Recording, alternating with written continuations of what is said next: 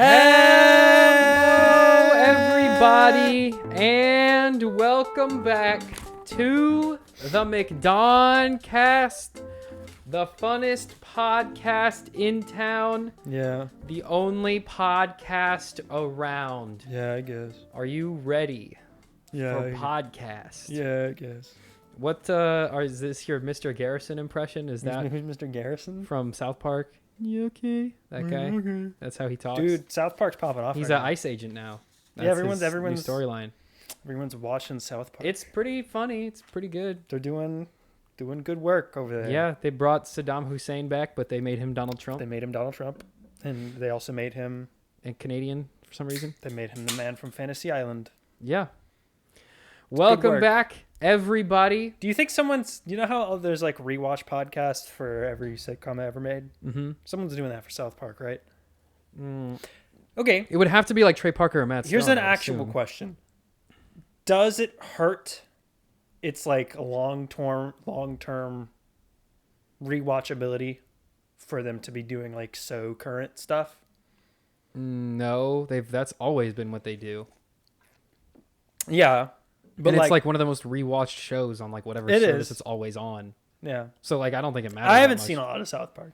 I've never really gotten into the backlog. Yeah. I try to like It's kind of stay- impenetrable. Yeah, like whenever a new episode, like I keep up with like the newer episodes. Like I think I started watching it like during COVID. So the like 3 episodes they made in the past 5 years. Yeah, well they made when did I start watching? I think I watched like from season like 22 on. So like the last like 3 Okay, I or think they're 4 on seasons. 26. Yeah. Yeah. So like I mean it's funny. It's a good show. I mean, No, yeah, it's like Simpsons where it's just like no one's seeing all of this. honestly, they weren't really doing current event stuff as much until like the last 2 seasons. Yeah, that's what I'm saying. Yeah, they really just because that used to be all they did. Now they've kind of gone back to that. Yeah, do you think that hurts it though? But I guess people aren't really I mean, yeah, but like not really. Like the people who like South Park are gonna rewatch all of it forever, and the people who don't want to get into the backlog aren't going to do that. So like, I don't think it really affects it. I mean, the entire movie they did hinges Yeah, it's on like watching all Saddam of the Hussein Simpsons. being relevant. Yeah, And that was in Like, 1999. yeah, it's like does not matter now. You're pretty sure he's dead. Anyway, this is not a South Park podcast, Sam. This podcast is about various corporate mergers and it agreements. used to be about TV shows and what we like Oh, okay. about things. We're in the dog days of August. and now. Nothing is happening. Well, no, but like for the last like 2 years, it's just been like, yup, this corporate merger happened and all your favorite stuff is gone. Yeah, that is a lot of it. This episode is like mostly. Listen, it's a lot of numbers and percentages. We have the NFL on here. That's like we've No, never I think covered it's that. important. There's important stuff going on with that. Yeah, but like that's We're where not talking we're about. at. We're not talking about. Yeah, Like we're at the point where we're talking about NFL stuff and like that's not something we usually we're not cover. going to get into like the actual league and sports Yeah. and stuff. We're talking about like media rights. But Yeah. this episode's going to be a lot of reading about various corporate mergers and streaming rights deals. There's a couple fun news stories, but that is mostly what it is. We're in the dog days of August. There's not a lot coming out. TV is in a dead zone right now. There's no TV I think coming out. generally, and this is just like a slight, I guess, a pitch for the show, but I think almost everyone underestimates the degree to which the back end business deals affect the stories that are getting produced and made and like the movies that are happening and the shows that are happening. Like a lot of people are like, oh, that show sucked. Like that show just is terrible. And then we have to explain, well, yeah, it started development under this company, which merged with that one and then fired half the staff. And then they Yeah, and there was a budget cut. Yeah. Like so much of like the reason for why things are good or bad hinges entirely on like the back end business. I mean, of what's especially going right on. now. I mean, Yeah. in the last 5 years, there was COVID, streaming killed theatrical and linear television, and then there were the strikes, and then we entered IP hell, Yeah. all within the last 5 years, really. So like, and we're like, people don't understand like because stuff takes so long to make that like Which it didn't used to take that long. we are just now getting out of like all of the COVID related delays. Yeah. Like truly. Like I mean, Wonder Man still isn't out. yeah, I mean, and even like the stuff He's with, supposed to be in Doomsday, by the way. well, maybe he'll be in the fight pile. Yeah. But like, yeah, that and like the strikes, like we're getting a lot of like scripting problems on shows. The reason shows have been like not very good or the writing hasn't been very good, a lot of that was strike related Yeah. because we didn't have time to finish writing before they started shooting. Or they hired like writers and stuff who like scabbed. Or they were like, just like they were just like making stuff up as they went along. Yeah. Anyway, let me give you guys a brief rundown of what we've got going on today. As usual, we got some trailers. Nothing really crazy, actually. We have two. There's two trailers I want to talk about. Some random trailers here. We got some more entries in the movies that will never exist cinematic universe. These guys got to stop saying they're making things that will never exist. Zach Cregger is he's making moves. He also had a movie come out this week, Weapons, which is pretty good. People don't realize that the news is so dry right now that like the big hot story last week was what Zach Cregger has just been writing alone in his house and isn't getting made right now. Yeah, and is pitching to no one as far as we can tell. Paramount finally finished merging, and they are now Paramount Pictures, a Sundance company. Skydance company. Okay. I thought that Paramount was the bigger of the two. So I don't know why they are Skydance company. Skydance's CEO's dad is the CEO of Oracle. So they have infinite money. So they bought Paramount because of the infinite Oracle money. Because they own Daddy's money bought They own everyone's personal data. Yeah. Oracle. And we also have Disney. So we got Warner Brothers investor call and Disney investor calls, which for those of you who don't know, for those of you who like learn what stuff is coming out from like conventions and like news articles, when you actually learn what's coming out is at these investor calls when they go, please don't sell our stock, we're making so many Star Wars, look at all the Star Wars we have so many Star Wars, please don't sell all your stock. Well, it's that, and we'll get to the big story out of that, but it's related to Disney's whole streaming strategy and Hulu and stuff. Yeah, we will get there. They're making some shifts. But first off, let's talk about the least consequential of all these things, the Hamilton trailer. Yeah, so I know what you're thinking. Hamilton, that's a theatrical Broadway play from a decade ago, and you're correct. And then you're probably like, didn't they already make a movie of that? It's on Disney Plus. It's been on there for 5 years. Well, okay. You'd still be correct. It's not a theatrical adaptation. It is just a recording of the stage. No, theatrical isn't like the stage play. Yeah. So they are putting the filmed version of Hamilton, the one currently on Disney Plus that you've been able to stream for 5 years, on September 5th. It's getting a 1-week special theatrical engagement because it is the 10th anniversary of Hamilton. There will be no changes to the show itself. It's going to be the exact same version, but there will be like a special Q&A with the original cast tagged on to, I believe, the beginning of the movie. They put out a small little teaser just to announce that it's happening. I mean, me and you both like Hamilton. Hamilton is still on Broadway, right? Yeah. So, like, why? What do you mean, why? Like, why? Why would you watch this and not just if you're that into it, you'll just go see it, or you'll just watch it at home? I mean, this is for the super fans. There's a reason it's only there for 1 week. Yeah. This is for the people this is for, theater nerds. Hamilton is incredible. I mean, you've seen the Disney Plus version. Yeah, I've seen the Disney Plus one. Which I have too, and I saw it when I was in New York a few years ago. It was obviously not the original cast, but still a great show. I really want to just ask, do you think they'll eventually give Hamilton the Wicked treatment and they already are? They've a $300 million. They've been working on it for a long time. No, they haven't. I'm pretty sure that there's nothing happening with it right now. Lin-Manuel Miranda says it's too early. I was under the impression that they had been working on a theatrical adaptation for some time. No, not currently. He said he's open to ideas. Yeah, it will eventually. Okay, if In the Heights can get a movie, Hamilton is just a matter of time. Well, here's the thing, right? In the Heights is way worse. Wicked did super well.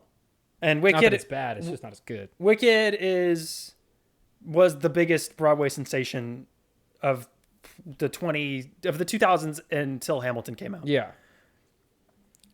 If you do a film version of Hamilton, you do have to do probably a $300 million 2-part movie in the same style as Wicked. Right. Obviously, Hamilton is huge here. Do you think because it's so U.S. related that you couldn't do it to that budget degree? Like, would it play internationally? Because Wicked is Oz. It's fantasy world. There's no specific. It can play in any country in the world. Anyone can be like, yeah, green witch. Yeah, it's little girl witches goes and on monkeys and adventure. stuff. Yeah. I honestly, Hamilton's I don't founding think it fathers. matters. Neja 2 made $2 billion. In China only, though. I mean, Yeah, but it like, barely even came out anywhere else. you can make a movie, like you can just have the domestic audience support the movie. Well, That's fine. it would have to be if it cost. What was the In the Heights budget? Probably like 150, and In the Heights was a failure. So, Well, yeah, it released only on HBO Max. it was a day and date one. $200 million budget, Yeah. which is grossly over budget. But also, Hamilton is way bigger than In the Heights. So like, I Right, think it's Hamilton. probably You'd have to split it up because the show is 3 hours long, and you would need to add a lot because Hamilton is all. Hamilton just starts and doesn't stop, and it's all music. There's no like regular dialogue, really. I think there might be 1 or 2 lines. You'd have to really like adapt it for the screen, and that would take a lot more time. Yeah, I don't know. I think you could do it Because it would be super expensive, but like, would anyone outside Dear of Evan Hansen got a movie. But like Dear Evan Hansen, like, but the thing is like, Hamilton is about the United States. Like, does anyone care about the story of the United States in Germany? For one, it's about China. It's about like the founding of the United States. Right. So like that, it's not like you need to know all of that to see it. Like it's about I'm saying that you don't need to know it. I'm saying, does anyone care? Do people in other countries care to watch a 2-part movie about the United States' like talking about how amazing they are? I mean, probably not. I mean, how much did Top Gun make overseas? I mean, Top Gun Maverick made a lot of money. That's like, but that's just propaganda for the American but that's Air like Force. that's like an action thing. Like there's other stuff in that. Yeah, There's but the like Tom Cruise of Hamilton it is a all. quality musical. Even if you don't know, like, even if you're not super into the founding fathers, like you can still appreciate what it is. I guess. Like I know from, this is extremely anecdotal, but I know like the Trash Taste podcast guys talk about Hamilton, and they're like British. 2 of them are British. One of them is half Australian, half Japanese. Okay. One of them is Thai and British, and like they like it. Like they appreciate it for different reasons, of course, because they're not American, but like they still find enjoyment in what it is. Because it's gonna happen eventually. They'll do it. Yeah, like I don't think it's a matter. I'm of I'm honestly surprised they haven't rushed into doing it straight after Wicked came out. Like they didn't.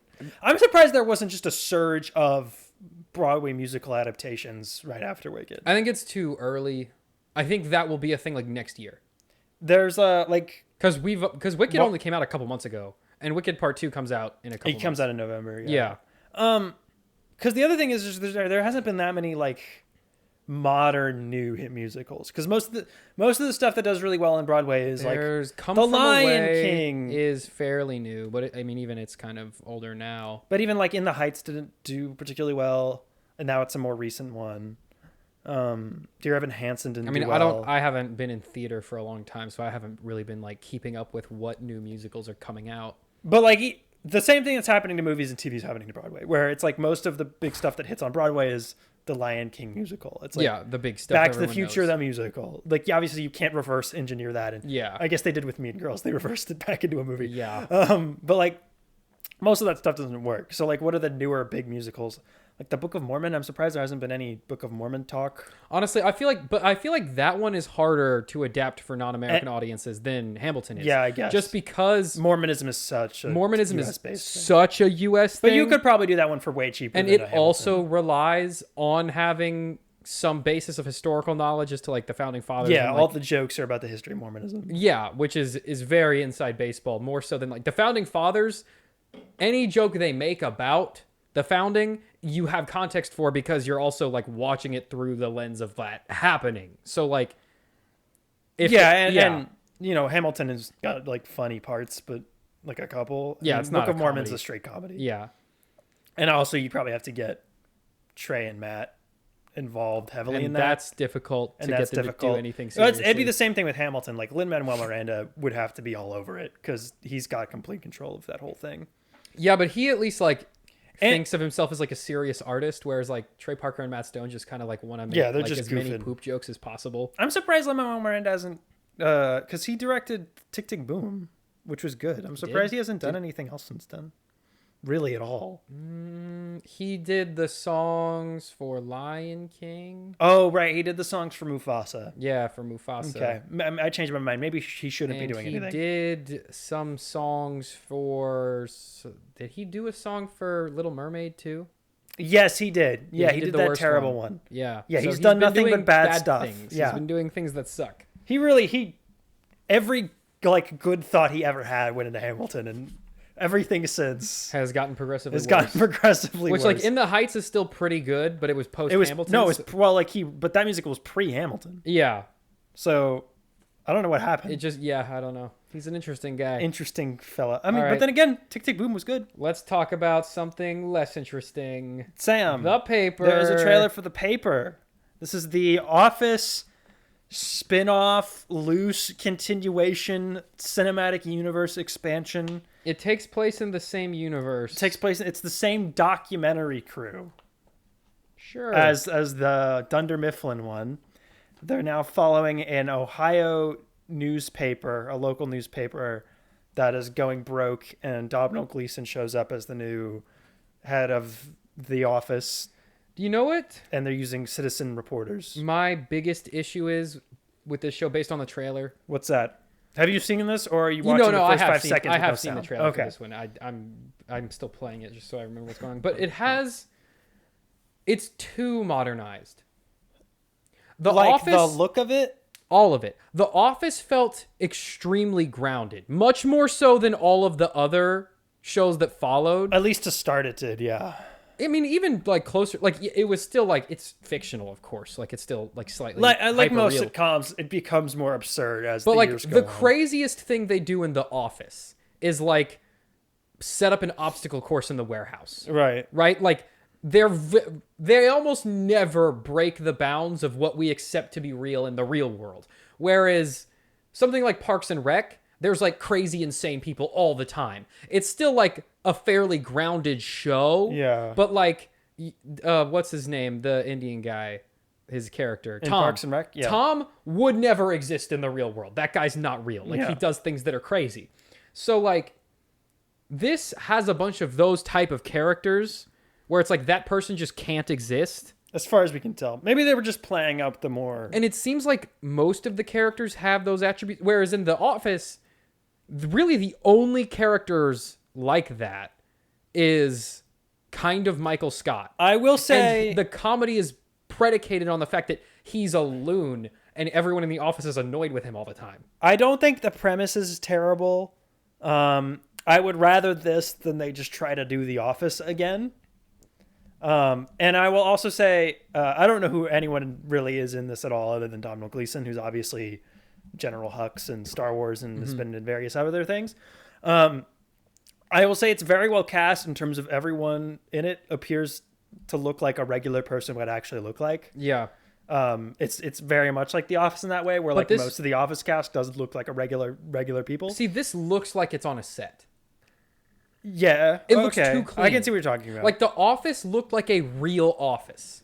Like, things were dirty. There was stuff laying about. The carpet was kind of gross. I'm sure this is also because the budget on this, because it's an Office-related thing. Like, I'm sure Peacock gave them whatever they wanted in terms of money. Like look how clean this office looks.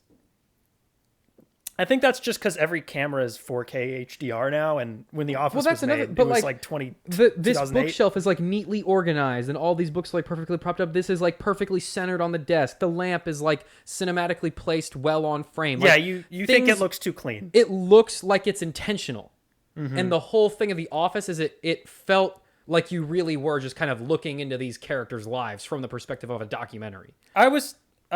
This trailer, and I saw Freakier Friday over the weekend, and I was watching it, and I was like, this, and I'll connect these two. I'm not just going on a tangent. Freakier Friday, I was watching it, and I was like, they don't really. A big problem with it I had was like, it has no distinct like comedic style. Like if you watch the original Freaky Friday from 2003, like it's a very 2003 comedy. Yeah, like it feels like there's a very like particular sense of humor and style that they're matching a lot of the other movies from that time. it's a kind of it was a thought I had watching that movie and this trailer, where it was like, there are so few sitcoms made and there are so few comedy movies made now, as opposed to in the 2010s when The Office was airing. Right. Where like there's no like, what is the style of comedy that exists on TV now? Like, what is the big type of sitcom? Because when The Office came out, it was the first of like the single cam mockumentary loose feel types. Yeah. Whereas like it's The Office, it was Parks and Rec, it was 30 Rock, it was Community, it was Arrested Development.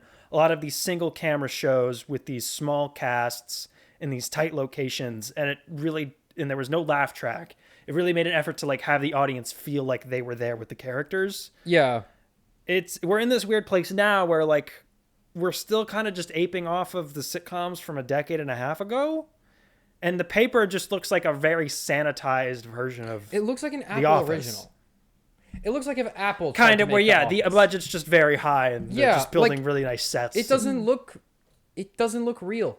It look like that to me. Because if you want a funnier sitcom, there are sitcoms way funnier than The Office. Right. Like, The Office is... I would argue Parks and Rec is a lot funnier than The Office. The main appeal of The Office to me is the dedication to the realism of that kind of situation. Yeah. Of The Office, the mundaneness of The Office. Whereas, like, even something like, trying to think of another, like, even, like Abbott Elementary, right? Right. Kind of follows that same tone, but even it is more zany than The Office is. Yeah. Like, they're zanying it up. And The Office isn't supposed to be zany. It appears from the trailer. I mean, we could be wrong. I mean, maybe they cut the trailer weird or something. I don't know. Greg Daniels is coming back. He's co-creating the show with a guy named Michael Coman, who worked on Nathan For You. I don't know how involved Greg Daniels is going to be. I'm assuming he's just going to EP and Michael Coman's going to be the showrunner.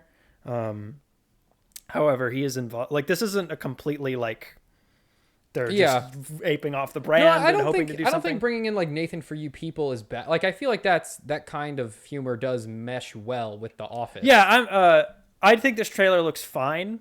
I mean, I need to see the show. I need to see what it's doing differently. If it has anything or to if say. It's doing something or differently. if it is just trying to be like, what's a kind of Office because what it looks thing to me we is could like do? it looks like we're taking the humor of like the newer sitcoms like Abbott Elementary, Parks and Rec, those kind of shows, and then kind of just like stitching it into the Office setting. Yeah. And I honestly just don't think that there's any value in doing that. I think we need to kind of push our sitcoms forward and really try something else. I think we really, because like, yeah, it's Greg Daniels, but like, who's the new guy? Yeah. Like, I guess it's supposed to be Michael Coman, but like, we really need a creator to come in. Like, I would say The Good Place is an example of like one that really pushed it in a new tried direction. to do something different with it. And that was really good. And that was Mike Schur. Yeah. Like, I think we really need to have a new guy come in, someone younger probably, and really try to push it and do something different with it. Yeah. Because like, as good as like a show like Abbott Elementary is, and Quentin Brunson does an incredible job with that show, like, it is in the same vein. It's still quite dated. As like Modern Family or The Office or any of those type shows. Like, we had like in terms of like the way it's paced and written and shot. We had like the Seinfeld era, which I consider like the multicam bedrock of Friends in an Apartment. Yeah, the bedrock of like sitcoms is staying with like Big Bang Theory, like those style of shows. And then The Office was kind of an innovation on that like type of show. And then I would say The Good Place is kind of a step beyond that. And I kind of want to see where we're going from here. And this kind of feels regressive. Yeah. Like, we're kind of taking some of what has worked about the newer stuff. It seems like they're kind of amping up the hyper reality. Like, kind of like, I would say Community is an example of like, they took the hyper reality to the max. Yeah. They really tried to push the bounds of what conceivably makes sense for this type of show. And sometimes to its detriment, they would push too far and it would be just absolutely stupid. But like, they were trying to push the boundaries of what you could do of with all that the sitcoms of that era. Community, I think, was the one that was trying to do the most and trying to do something different. Yeah, as opposed to a lot of. And this kind of feels like we're taking mockumentaries some of that more kind of exaggerated humor and then applying it. Again, this is from the trailer. applying it. Yeah, to we're drawing a lot of conclusions. We could be wrong about all of this. This is just how it looks right now. From the but minute yeah, and a half it looks like they're taking some of that more hyper real comedy and then applying it to that same format.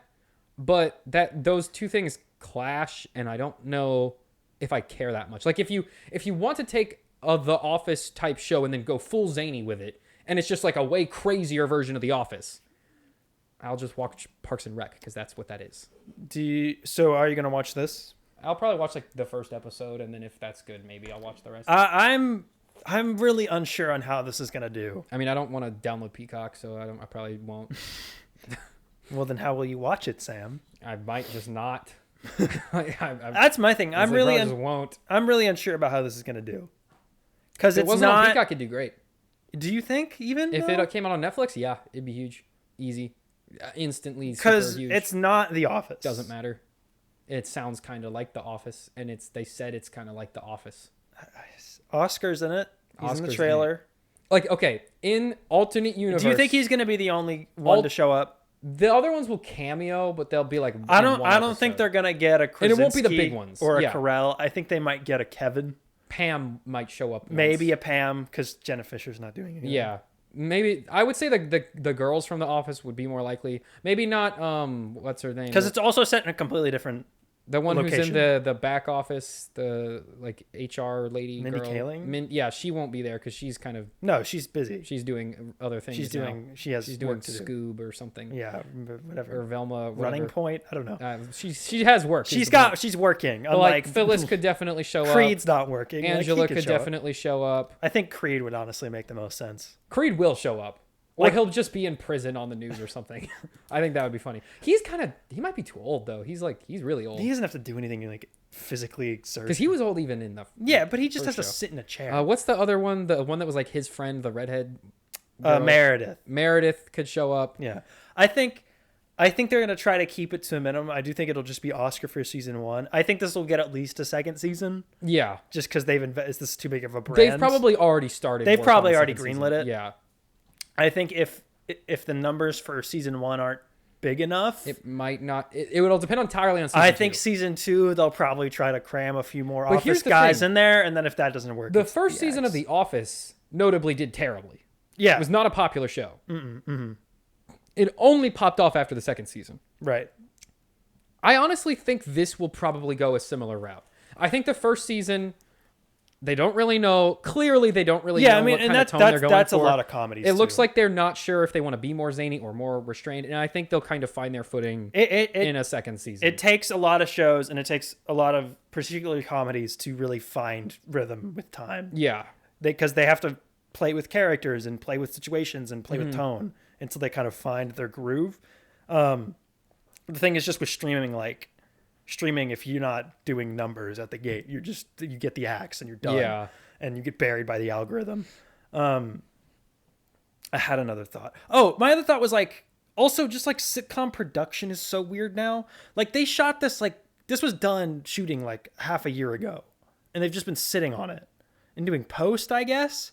Do they need to do post? I think a big reason. What are we doing in post? I think another big reason Editing? that sitcoms were able to adapt to get better over time was when in the olden days of 22 episode seasons of television, as episode 8 was airing, they were writing episodes 12 and 13. Yeah. Right. So as the audience was responding, as the feedback was coming in, tune the show. They could tune the show. They could figure out what was working, what wasn't, and they had time over the season to get better. With the way sitcoms are now, you have to do the whole season at once. If people by episode 3 of this are oh, this isn't working, they don't have time to change 8 and 9. It is the whole thing is locked. It's already done. I think that's a thing that's really hurting sitcoms in particular. Yeah. But anyway, the first 4 episodes of this are going to drop September 4th, and then it's going to be 2 a week until the 10 episode season's done. Why? 4 at the beginning is weird. Just release it normally. I don't know what it is. I don't know. It's such a weird time too. It's dropping on Peacock in September. Also, but I would have dropped this. You need to really, I think for the paper, anything Office related, you got to drop all at once. That show is in large part responsible for like the appetite for binge content. I think the reason it's 4 and then 2 is I don't think the streamers know what to do with comedies. I don't think they know how to drop them. No, because with the hour long prestige drama, it's like you do one a week. Every Easy, week it's a big chunk of stuff, and there's like things for people to talk about and meme and theorize. Like comedies, it's just like it's like comfort food. You just kind of eat it whenever you want. Yeah. So I none of the streamers I think know how to do it. No, because here's the thing with The Office. Every episode has like 2 or 3 good jokes, and the rest of it is like kind of nothing's happening. It's fluff. Yeah. Which means like you watch an episode, you laugh at the 2, 3 good jokes, you want a couple more jokes, so you play the next episode, and then you watch 12 episodes, right? That's how binging The Office works. Right. If you only have 2 episodes to watch, you watch them, you laugh at the 3 funny jokes in each episode, and then you don't watch it again for a week. You'll just forget that it existed. Yeah, it's so interesting. Like, I think some sitcoms, they work better weekly. Like, I think The Studio from earlier this year worked really well weekly because every episode was so different. Yeah. It's a half-hour comedy, but every episode's got its own. And that show is much bigger in scale. Yeah, Again, it's more obviously like there's bigger actors in it. It's more zany. Like the one take shots and it looks as good as it does. Like that I think works weekly. I think with like these traditional more sitcoms, which have always struggled on streaming, I think a binge might be better. Although I don't know, like what is... Well, the thing is, they don't struggle on streaming. They struggle when they air on streaming. Once the show's out, people watch the whole original sitcoms on streamers. We've really never had a big smash hit. What has always worked is the library sitcom. Mm-hmm. Like The Office did really well on Netflix, but The Office, when it went to Netflix, had 9 seasons and 180 whatever episodes. Yeah, and I would say Abbott Elementary would be the best modern example. Yeah, of like it airs on TV, they post it, but even and then people when it watch goes to streaming, it's got a whole 22 episode season for you. I think the other thing with this is only a 10 episode season. That's not a lot. That's so little for sitcoms. Although The Office had shorter seasons, though. To start, the first season was 6 episodes. But then again, like you had, there's 9 seasons of The Office. Yeah, there's much more after. There's much more. I mean, even if this runs 4 seasons, that's going to be 40 episodes. So even then, like as just a library title, because the episode count's so low, it's not as valuable to them. I think we need to find a way to get the sitcom. Because everything's moving to streaming and has to, I think we need to do longer orders. There needs to be more episodes for comedies. Yeah. Like drama. But then you have to you got to bring the budgets down. You can't do $10 million an episode budgets for like sitcoms. It's got to cost as much as a sitcom should. I don't know. What are you talking about? I don't know the budget for the show. It could be like pretty moderate. Like again, The Studio, yeah. You can get away with that. And that kind of a different thing. And that should be 10 episodes. Yeah. Because that feels sizable. That's a good chunk of stuff. That's more like a limited series than it is like a standard sitcom. Yeah, and there will probably be 2-3 years in between seasons. Yeah. But like with this, like presumably they want this to be every September there's a new season of The Paper out and it just keeps running. Like I think this 22 I agree is probably unrealistic at this point. But like 12, that's too much. You could do 12. 13, 18 even, maybe? I don't think 18's completely insane for comedies. I think, honestly, you got to do 22. I'm not against it. And then bring the episodes, bring the budget I think This is clear. Okay, to me, from this trailer, this is over budget. Probably. Clearly, it's over budget. No, they'll probably be like, we spent $80 million on this when the season's over, and we'll all be like, how? Yeah. What did you do? Like The Office. I'm sure Greg Daniels got a big paycheck, but like, what did you do? Yeah. Like The Office was like, you could tell the budget was not high. Mm-hmm. At least to start. But again, it takes place in an office. The budget shouldn't be that high because they're not in a place that is rare. They're not in a place that's hard to create. No, yeah. The set is like... It's an office. You could film it in the office. Yes, you could go to an office. You could just film it in the writer's room. Just rent out an office for whenever you need to make the show. And that's where they are. Like, you could do that. Okay. I can't say I'm looking forward to this, but I'm interested.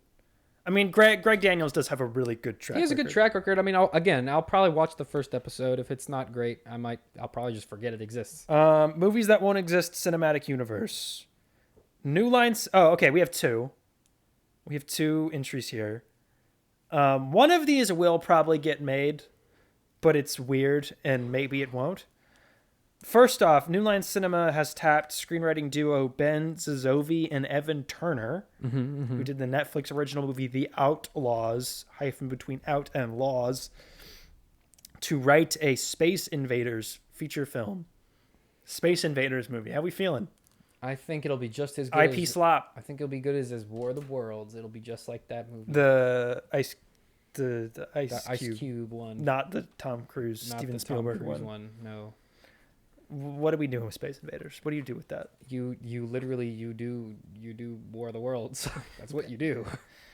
No, aliens! Or it'll be like Battleship, the Michael Bay Battleship movie. Okay, you know what just dawned on me? You know how everyone's like, comic book movies out, video game movies in. This is the hot new thing.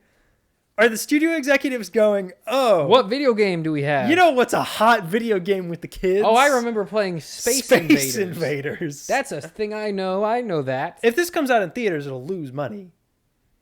Right? Yeah.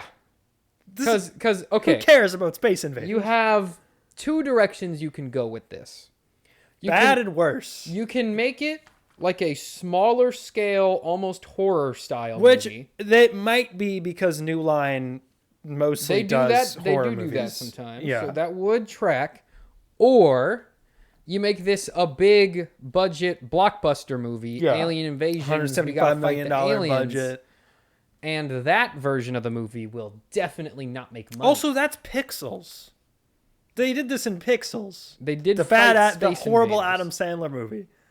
It was Aliens too. Mm-hmm. It was Aliens, and they did Space Invaders. Mm-hmm.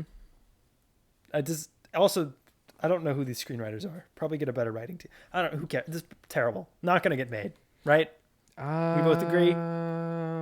If it's like an indie, like a lower budget kind of like indie horror but it's probably type thing, not. I could see it getting made. They if probably it's think anything this else, is Star then no. Wars. They probably think this is Star Wars. No, I think this is, again, if you guys have seen the studio, you should watch the studio. But it's literally like they needed to pitch a movie to an old executive guy. Yeah.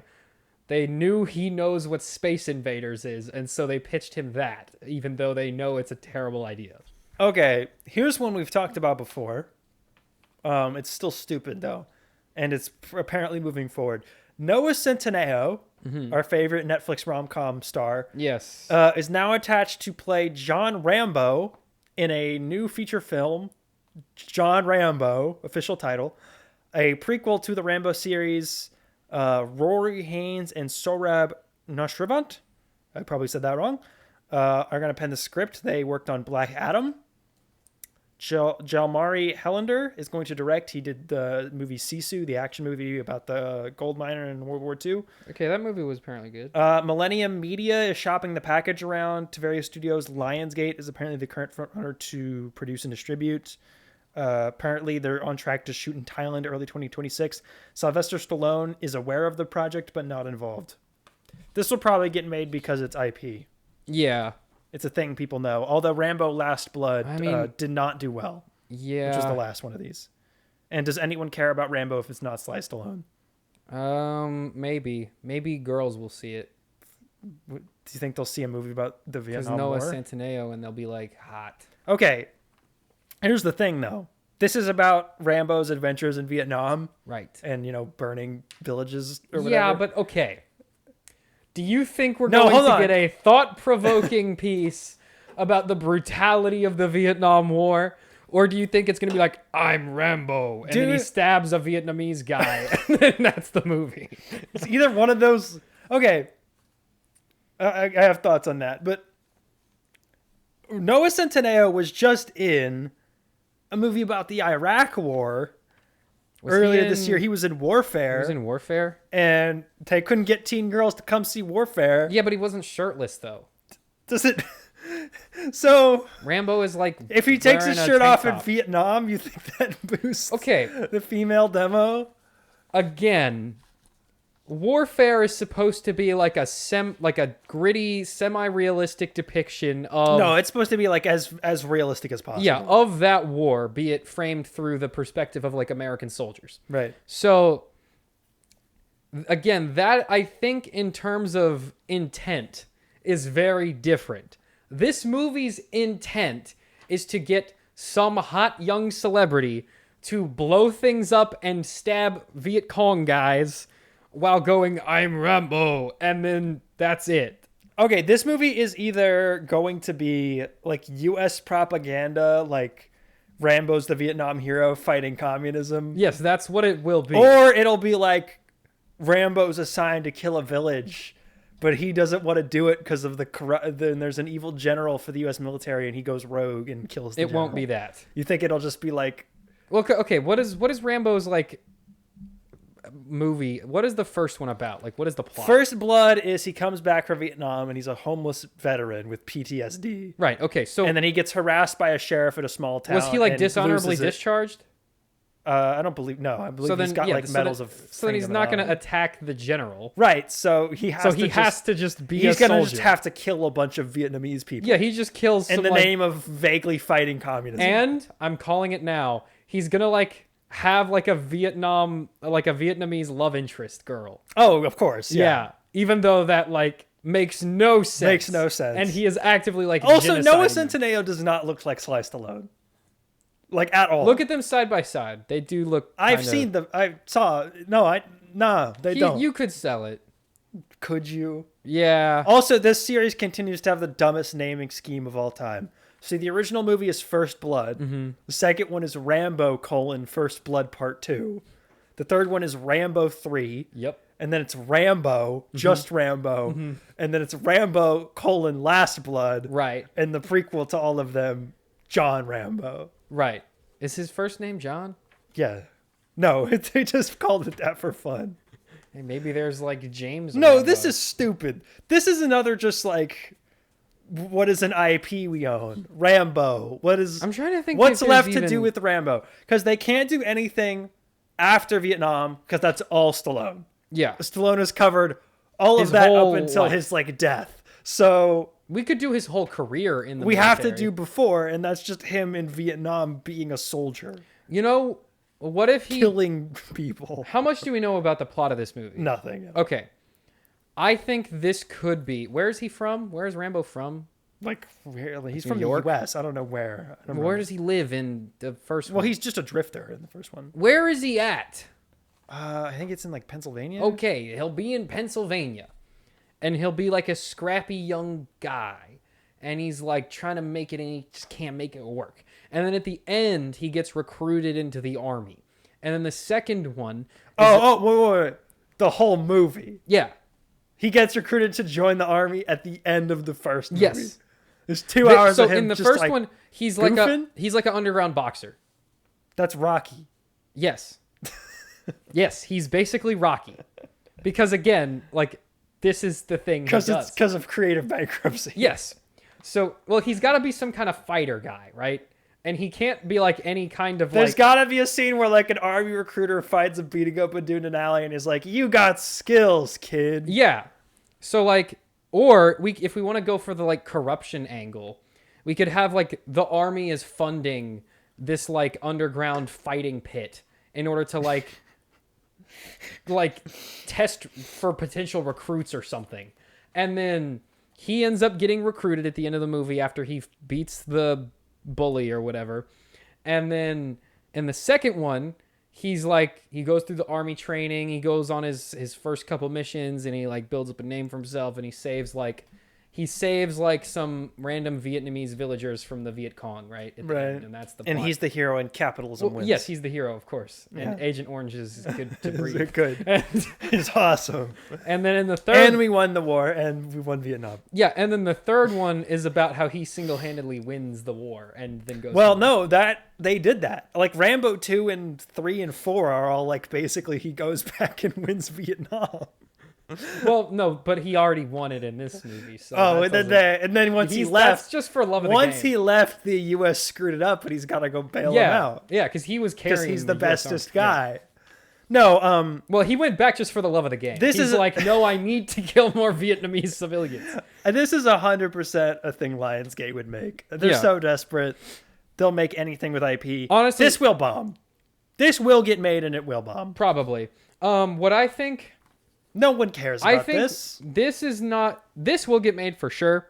What's more interesting to me about this movie is what the next Rambo movie is after this. Oh, when they reboot it because it again. either has to be. I think you remake it. It either has to be a remake, Yeah. or a sequel to this one, Well, this will bomb. or a sequel to Last Blood, So and it's This would- Last this Last would- Blood Part 2. Because there's First Blood, right. Rambo First Blood Part Part 2. 2. And so then there's Rambo Last Blood. And then so this one will just Or- be Last Blood Part 2. Here's an idea. And we'll take the Rambo off. Last part. Last Part Blood 2. Last Blood Part 2. Last Blood 2 parts. Last Blood Part 2 : Rambo. No. I think because it went Last Blood and then Rambo : Last Blood Part 2, Yeah. we have Rambo : Last Blood. So now it has to be Last Blood 2 and we take the Rambo off. So this will bomb. You can't do a sequel to Last Blood because Sylvester Stallone is too old.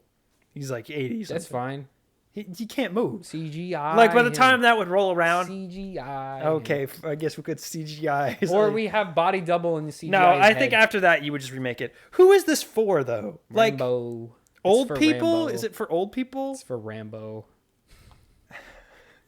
Last Blood is like 50 years old. No, it's for the executives who think that like people care about like Rambo. young people don't care about Rambo. This is And old people don't go to the movies and don't care unless it's Sylvester see, Stallone. you're thinking about this as like they must be making this movie for an audience. Who is that audience? No. They're thinking about this backwards. No, they're making this because No. they're desperate. They're thinking we're going to make this movie just to see if there is someone who will watch it. And then if there is, we will make another movie for that guy. They're going to spend $140 million, if not more, just to see if anyone cares about this thing. That is genuinely what the goal is here.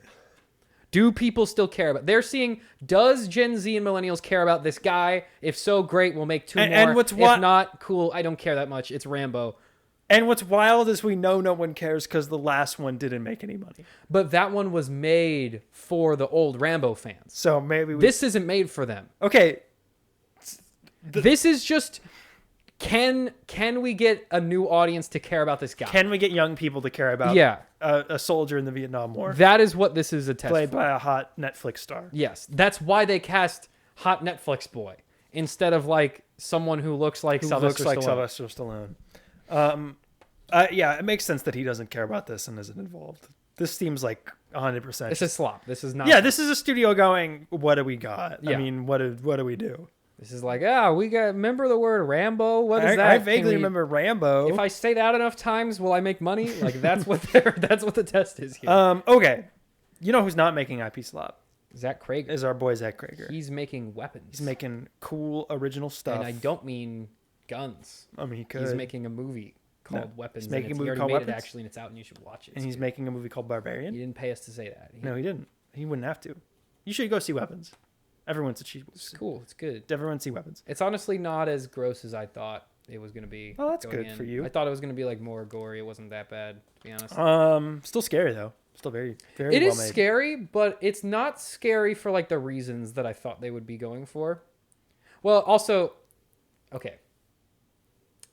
I mean, I don't know how long we have to talk about Weapons, but Weapons was what I was hoping Longlegs would be. Okay, what do you mean by that? Like Longlegs, I liked the build up in Longlegs. Right, I hated the payoff. right. The payoff was silly, and I didn't like it. I thought it was just kind of out of nowhere and stupid. This movie still has a kind of like unknowable villain where like, yeah, there's no way you could have possibly like known that was Yeah, gonna it's happen. like if you like you can't put that together yourself. Yeah, like for it's the still movie. something that's not a solvable mystery. Yeah, But what they do is very clever because actually, even though they could not have discovered the means, they absolutely could have stopped them. yeah, And that's where the tension comes in. Is not they're trying to figure out how they're doing it. Yeah. Because that's a waste of time. It's like There's a lot of like societal spoilers. Yeah, it's like No, don't spoil it. okay. The means, don't worry about the means. You don't need to. Yeah, you don't need to spoil. The point is how they stop it. Yeah, And there's it- a lot of like themes of like just like general like public neglect and just like societal dysfunction. Yeah. Making great movies, Mr. Cregger. His next movie. Oh, we got several updates. He's working on 3 different things, or he's written 3 different movies. His next movie is going to be a Resident Evil movie for Sony that he co-wrote with Shay Hatton, who wrote Ballerina, the John Wick spinoff. All right. I mean, that movie wasn't. The writing was like fine, I guess. And he also co-wrote Rebel Moon. That one's not as good. Austin Abrams is going to star, who's in Weapons. He plays the drug dealer. Okay, he was fun. I like that guy. Apparently, it's like basically an original movie. It's just kind of set in the Resident Evil world. No characters from the games are going to appear. I'm fine with that. In Resident Evil. Although Resident Evil, as far as I understand, is like a simulation, right? And he calls it a tribute to the original 2 games. Or no, that's right. Only in the movies it was a simulation. He also said, I was listening to an interview with him, he said he's never seen any of the Resident Evil movies they've made. That's fine. Good. That's okay, because they're not related. No one should. Yeah. No, I think he could pull that off. A lot of people are like, he's doing IP. I'm like, I think it'll be fine. I think he could do IP, though. I think he would be good at No, that. I don't think this movie, like...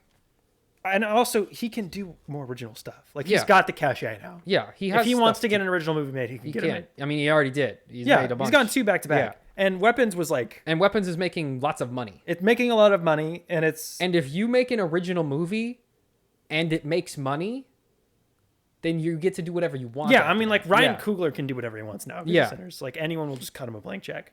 It's the same, like, Christopher Nolan situation. Yeah.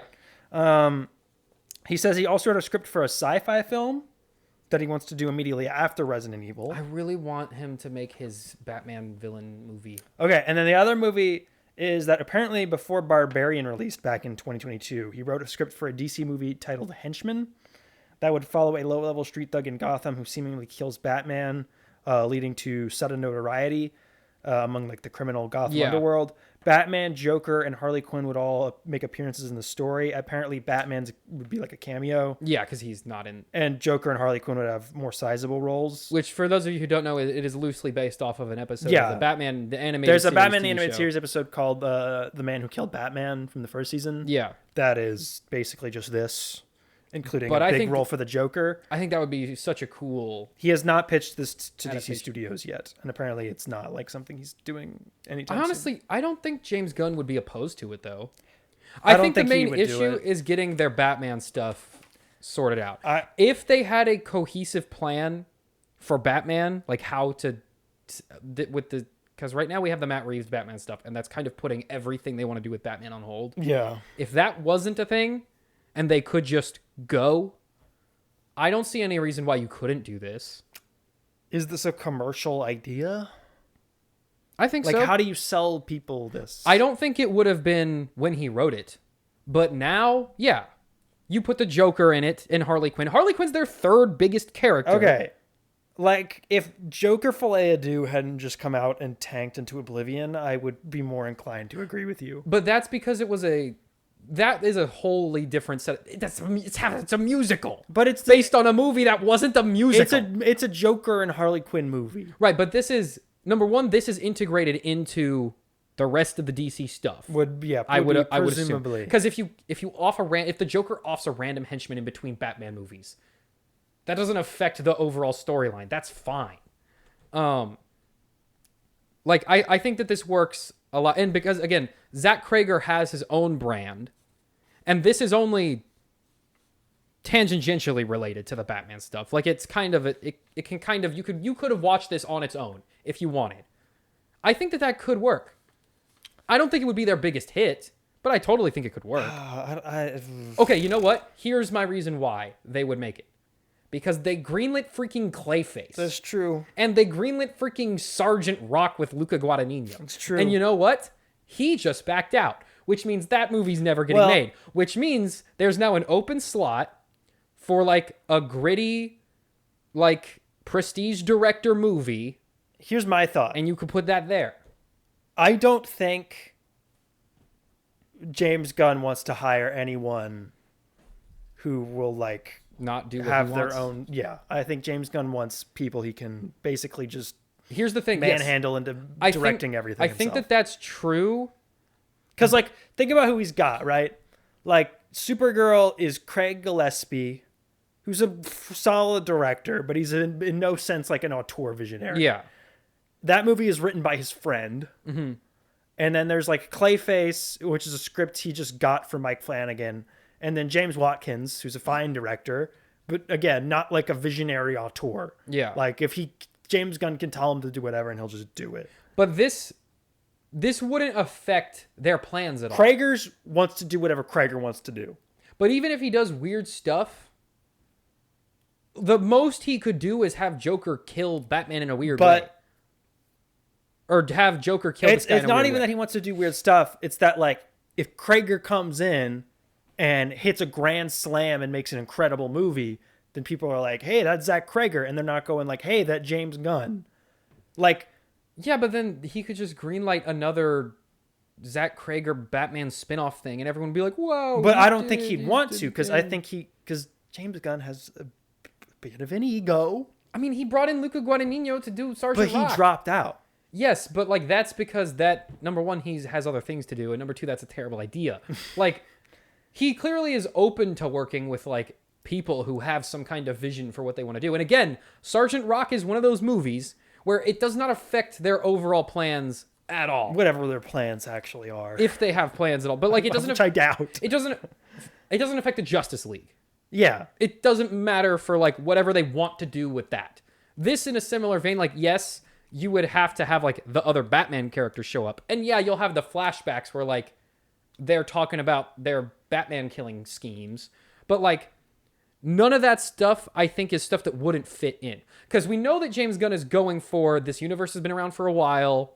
These superheroes have already existed. I assume whenever they do eventually integrate some version of Batman. Batman has been around because he's in Creature Commandos. Yeah. He'll have been active for a long time.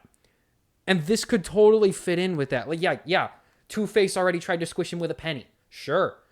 Joker already tried to kill him with poison gas or whatever. Yeah, he does that all the time. Harley Quinn tried to smash him with a hammer. Okay, yeah, that's what she does. Presumably it'd be Margot Robbie, right? Maybe. Because of Suicide Squad? Which is kind of canon. I think you'd keep her, right? Because she's... Probably. People like she's her. She's big now, especially from Barbie. People like her. She's friends with Gunn. If it's a Zach Cregger script, it's presumably good enough to where she would say yes. Yes. And she's not old enough to where you need to like. You would recast the Joker, but yeah, you'd have to. It's not going to be Jared. But you can keep Harley Quinn. That's fine, I guess. I would watch that. I mean, like I'm at the point with Cregger where it's like anything he does. Yeah, this would be so cool. This would. This script is probably good, like really good. Especially with his tone of like thinking purely from a commercial standpoint. I don't know how I would describe this movie to my friend in a way that would be like, you gotta check this out. It's like, a really solid dark comedy that takes place in the DC universe. Like that's what I assume would end up being. Yeah, I guess something tonally. That's probably it. Yeah, but I don't know if that's like my friend would. Most people I know would be like, Morgan would see it. Morgan will see anything I take him to. Yeah. But see, here's the thing. I think I could get Nick to go see it, and I think you could get Morgan to go see it. And if both of those people are interested in one thing, that thing will probably make a lot of money. No, I think you'd have to sell it as like a raucous Harley Quinn Joker adventure, and then kind of like do the old switcheroo and be like, actually, it's this. Like that's how you. But I think that would be really cool. Like if you marketed it as it's a Harley Quinn Joker movie, but then like it's kind of a bait and switch, and it's actually about it's about like one of their henchmen. Yeah. I think that's actually really cool. I think that's really cool. But yeah, I don't because people are also always joking like, why would anyone ever work for the Joker? That would be fun. And I think that it would be interesting to kind of delve into that. Like what would drive someone to become the Joker? That's always been kind of an interesting thought experiment. One bad day. And that's what the Joker movie is about. Right. This is, okay, we know the Joker is like an evil psychopath. What would drive someone to want to work for that guy? I mean, yeah, I don't know. I don't mean, again, he wrote this before Barbarian, so I don't even know if this is something that he's like still actively like chasing down. If he brought it up, I assume he kind of still has some desire to make it. Well, no, he didn't bring this up. This was like leaked, I guess. This was reported by the Hollywood Reporter. How would that have gotten leaked? How do you? I would. Well, someone hack his MacBook? Because what happens a lot of times is like he probably sent the script to his agent, and then his Oh, agent yeah, went to the maybe. trades and was like, "Hey, my client wrote this cool script. You should talk about it. And get DC to do Yeah. this." Like get I think when he wrote it, yeah, it had a 0% chance of getting made. But I think with James Gunn greenlighting the things he's been greenlighting, like this honestly kind of fits right in with what you he's are been right about doing. Clayface. Like if they're gonna do Clayface because the script is so good, like if Zach Cregger comes in and with a script It and is just like, gives him a good script. and it's got way more marketable characters in it Oh, than for Clayface. sure. Yeah, because you'd have, presumably, if it's based on the episode, you'd have like Killer Croc and yeah, Two-Face and Joker and whoever else. yeah. I You assume have, Harley Quinn and Joker would just kind of be working as a duo. but in you'd this have to do Batman situation. before this, right? This couldn't be your first Batman appearance. Yeah, you do have to. You got to get Batman off the ground before you do this. You at least have to have him cast. You have to have a solid idea. Oh yeah, obviously, but you gotta like. You need to have a solid idea of what Batman is. I think you've got to get the movie out. I think you have to do the solo Batman. I think that would be just ideal. to establish his Yeah. world and his supporting The cast. general tone of what that Like yeah, is Batman, like. Yeah. Alfred, what his Batcave looks like, everything. I think Yeah. you've got to get all that out of the way before you do anything like this. And like Clayface, they're doing, but Clayface that doesn't even take place in Gotham. Apparently, that's like all on its own. Sure. Apparently, that Yeah. takes place in LA. I mean, that makes sense. It's in the wrong order in my notes, but the next thing we have up is the Warner Brothers investor stuff. Well, and then, that transitions us pretty well. and then also the Paramount goings on. Okay, Warner Brothers. Another DC news. So David Zaslav at an investor conference, and I don't think he was supposed to say this, said that James Gunn is currently writing the next chapter in the quote Super Family. So this would track with what James has kind of been So saying. not World's Finest, but It's I not guess a direct sequel to Superman. It's It is not just Superman. stuff. Batman and Superman, but it's all of the ensemble Superman characters. So presumably Superman, Supergirl, Crypto, Who else? Superboy, Steel, We can't do Superboy yet, maybe. unless it's the Lex Luthor Superboy. Well, it would have to be the clone, yeah, Yeah. which is the normal Superboy. And I guess that would Well, John Kent. because they're also John do- Kent has been oh, Superboy for the last yeah. You couldn't do John several Kent. years. It had to be Connor Kent. Who, for those of you who don't know, Which who they're didn't also- watch Young Justice, which is good, and you should. Or watch if you've it. read comic books or seen any DC cartoon shows ever in your life. He is a clone who is half Lex Luthor, half Superman. So he's got some of Superman's powers, But he's like pretty smart and stuff, and he's also a teenager. and he's a little bit emotionally unstable. I mean, they also are developing a Teen Titans movie, so presumably He would also be got in that as well. electrocuted to death in Titans, even though he's lightning proof. I mean, because it's James Gunn, this will get made because he's the one deciding what gets Yeah. made and what doesn't. I don't know. I don't know about that. I think That's that not might the be direction too much, I would take That might it. be too much Superman too fast. I agree. Superman, Supergirl, Super Family is like the three Okay, big relax. ones out the gate. Relax. Relax. Give us a Batman. Give us a Wonder Woman. I would have done World's Finest, and I also think you could have done World's Finest without having done Batman first. I agree. You could have that could have introduced him. Then James would have gotten to cast him himself and set up what he looks like, Yeah, which he and would then want to send do. him to someone else to do the solo movie. Yeah, That's what I don't would have know. done. And that feels like more of a natural escalation than, hey, the Eradicator's here. Presumably this would be like a Brainiac thing, but even then, like, Probably would have to. it would have to be Brainiac or Doomsday, but you can't do Doomsday. Oh, we're not doing Doomsday yet. You can't do No, Doomsday. No. So it would have to be the Brainiac. No, if we do Esque Doomsday, villain. it will have to be after Justice League. It can't be Doomsday or Darkseid, so it's got to be probably Brainiac. Yeah. I don't know about this, man. Also, they're too similar. They all have the same powers. I don't know exactly how Yeah, dynamic that's well, going to be to watch. Okay. I mean, Shazam 2, they had all had the same powers. Okay, but Shazam 2 is bad. Yeah, but it wasn't bad because they all had the same powers. No, but it didn't help it was distinguish bad them in any way, shape, for or many form. other reasons. Yeah, but it didn't help distinguish any of them. Well, they were color coordinated. They all had different colors. Yeah, and these will all have like different logos. different shaped suits. Yeah, like, Wonder Woman or Supergirl has a skirt. well, no, she does have a skirt. Yeah. It's in the movie, yeah.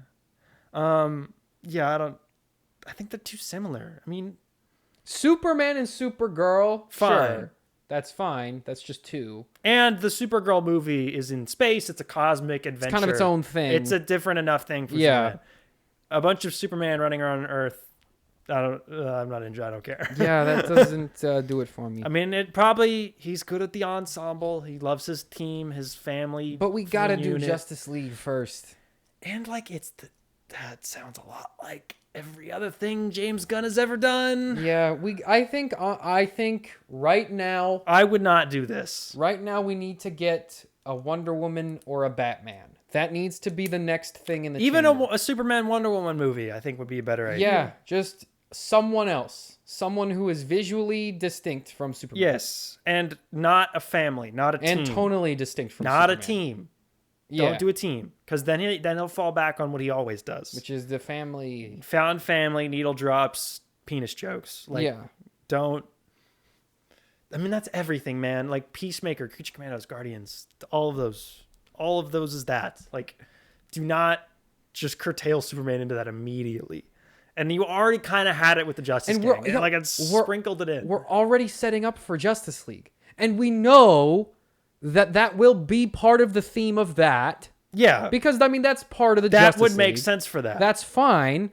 Save it for that. Yeah. Don't blow your load too early. Yeah. Save it for Justice League. Then you can be like, they're a family now. Superman is family a mess because he's got crazy space parents. Batman, his family is a mess because he's got no family. Wonder Woman's family is a mess because they're gods or something. It makes sense in that, like, the only two movies, cousins, I think, the only two movies they have sometimes. locked is Superman and Supergirl. So there's not a lot of other stuff to build off of at this point. That's what I'm saying. But also maybe that other means, stuff to build off of. But also that means, don't collide stuff at this point. Maybe it's lay foundation. It's too early. Be patient. Like, imagine if we went straight from... Well, I guess we did go from Iron Man to Iron Man 2. But then imagine if after... but, like, the Avengers weren't in Iron Man 2. It was Iron Man and War Machine. Yeah. They didn't throw Rescue and Iron Lad in there also. Yeah, like, that's too many Iron guys. Yeah. Okay. David Zaslav also said that their movie studio is looking at releasing 12 to 14 movies a year, which would be 1 to 2 Warner Brothers major franchise films, 1 to 2 DC Studios films, 3 to 4 New Line movies, 1 to 2 animated movies, and 1 to 2 modestly budgeted original films. That's a lot. Okay, couple things. New Line, they'll do that. New Line mostly does. They were already doing that. Low budget horror and comedy. Not new. And they're on a roll right now. New Line is really killing it over there. They did Companion, Final Destination, Weapons, and they have Conjuring 4 and Mortal Kombat 2 this year still to come. So they're kind of killing it right now. Mortal Kombat 2. I think that'll do well. You don't think that'll do well? I think it will do fine, but I don't know if it'll make money. Okay. Cuz no one saw Mortal Kombat 1. They did. They just watched it on HBO Max. Did people care enough about it to go see the next one? It's a brand. It's a thing people know. Yeah, but Mortal Kombat's kind of like... It's a video game. It is a video game, but it's not a video game people are like real hyped up about right now. No, but it's got fans, and it's not like they don't sell well, and they're still making them. And yeah. Everyone knows and people know fine. Scorpion and Sub-Zero and Johnny Cage and But Raiden. that's big like with the video game fans. No, but like...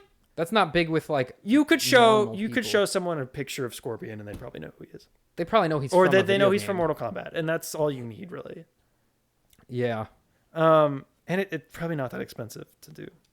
No, it's expensive to do. Not compared to like other action franchise blockbusters. The budget's a lot lower. Probably. Okay. Here's the thing. DC Studios, if they're their own thing, and your animated movies are your own thing. I don't understand. What are your big means. Warner Brothers major franchise films? Yeah.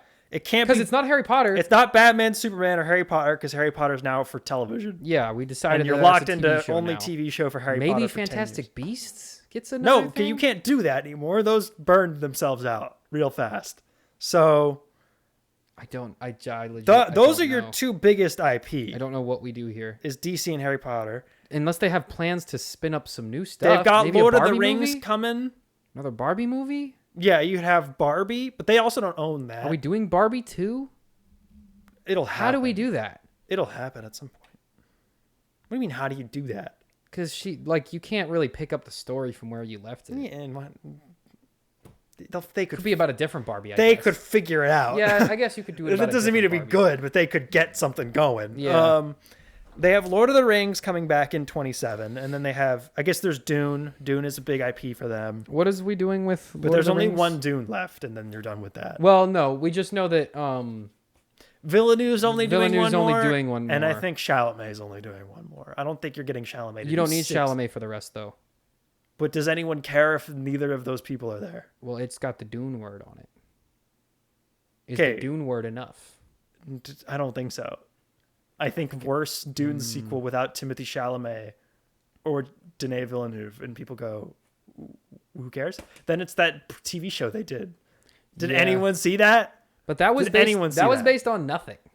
Okay, Presumably, this would be based on the next but book. like the third and fourth Dune novels are also crazy and weird. No, but they still continue the plot of the books. Like, they still pick up. It's not until like the sixth one where like it's about stuff that is not related to the book. Okay, anymore. so you'd have Dune, you got Lord of the Rings, you got Barbie, I guess, but they don't own that because Mattel has that, and they just get to do the live action movies. Yeah. Like Illumination's doing their own animated Barbie movie. I guess you got Ocean's 11, but that's not really a giant IP. It's a smaller one. Let's see. Let's go to the old Google machine and see What does Google think Warner Brothers big IPs All are? right, so top two, they put Harry Potter and DC. Yeah, and but you we know can't. That's not it. that. I mean, they're doing DC. It just won't count as a major. Middle franchise. Earth, we know. Oh, MonsterVerse stuff. Okay, sure. Godzilla's. We can put some new Godzillas. Yeah, out. they're already working on that. Looney Tunes. I don't know about that. Okay, but that would be animated. You could do a live action one again. No, but it's not not after a good Space Jam 2. idea. You Not can't. a g- Space Jam 2. You mean Looney Tunes back in action? Okay, yeah. See how neither of those You were mean- successful. We make a sequel to Roger Rabbit. Do they? I think that's a Disney thing. I don't think they can. But Bugs Bunny's in it. He is. Yeah, So's Daffy Duck. but they don't own it. So we'll figure it out. Just steal Who it. Framed Bugs Bunny. Just steal it. Yeah, just steal it. Who Framed Bugs Bunny instead? Okay. The Conjuring universe. Yeah, that's a is new about line to thing. End, so that's not really For now, they can still do spin-offs. They just can't do Ed and option. Lorraine Warren. What else do we got? I'm saying, what else? What else do they got? Scooby Doo, Tom and Jerry. Okay, The Matrix. they're doing. Yeah, they are rebooting that. Mortal Kombat. Yeah. Yep, new line. Game of Thrones. Interesting. We could do a Game of Thrones movie. If you do, it would have to be a continuation of the show, right? That would be the only thing big enough, I think. You could do a prequel. You could do like Aegon's Conquest. But it's got to for Game of Thrones. That would be sick. okay. For Game of That Thrones, would be pretty freaking. Game of Thrones, it has to be big enough for a movie, but short enough to not be a Aegon television took show. over like the whole country in like a couple years. Can he do that in 2 hours of screen time, Yeah, probably. or do they just go television show? I think I think you seasons. could do a movie. You could definitely do something. If I was to do the Game of Thrones movie, I would bring the cast back and I would basically just try to redo the ending because I think that's also what people would want. It's not a terrible idea. I don't know how you do that, and Oh, I don't wanna figure that out. You're pitching like End of Evangelion, but for Game of Thrones. okay, why would you say that? Like I know what that means. Okay, so there's the show, right? Yeah. Had an ending, but they ran out of money. And so the last episode, there's like a couple of random still frames of like stuff that happened. And then the rest is like this abstract pencil sketch animation style of like vaguely implying what happened.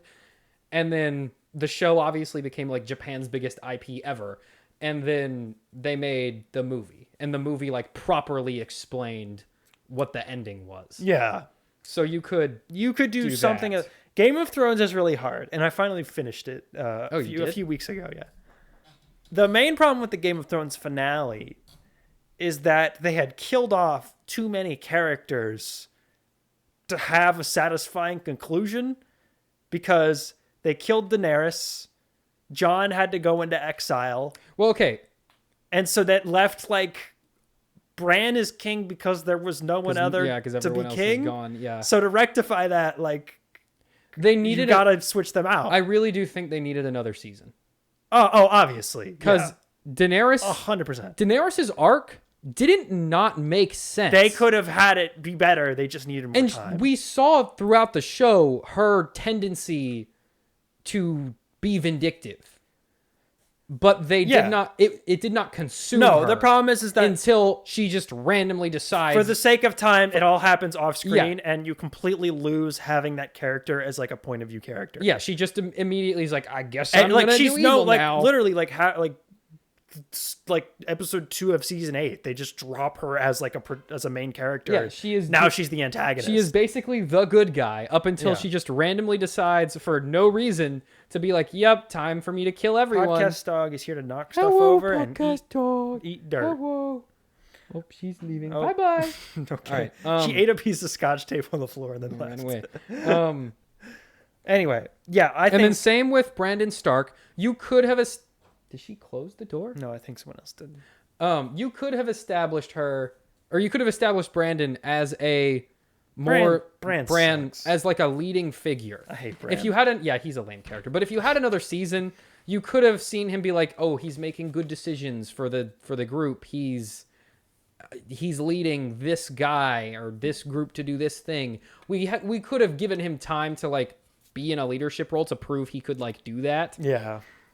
He's just in charge because Jon Snow, his arc is kind of a mess towards the end. And I don't know if there's much fixing that. But I think you can do something. You could have done something. There's enough left with him where you can. What was up with his uncle? Kind of redeem Remember him. His uncle? Yeah, you could bring him back. What's his uncle? His uncle just runs away. I know they talked about doing a show with him. And his uncle was like half White Walker, half person. Yeah, and they never explain it. And it's explained fully in the book what he is, but like they just kind of forgot to do that in the show. He's like, all right, see ya. I think you could figure something out. I think give them time, get some talented writers, some from the show, some not, and then have them sit in a room and really crack it out and be like, we need to figure out. Like the Lord of Light. And you could probably do like 2 or 3 movies. What was up with the Lord of Light? What's that all about?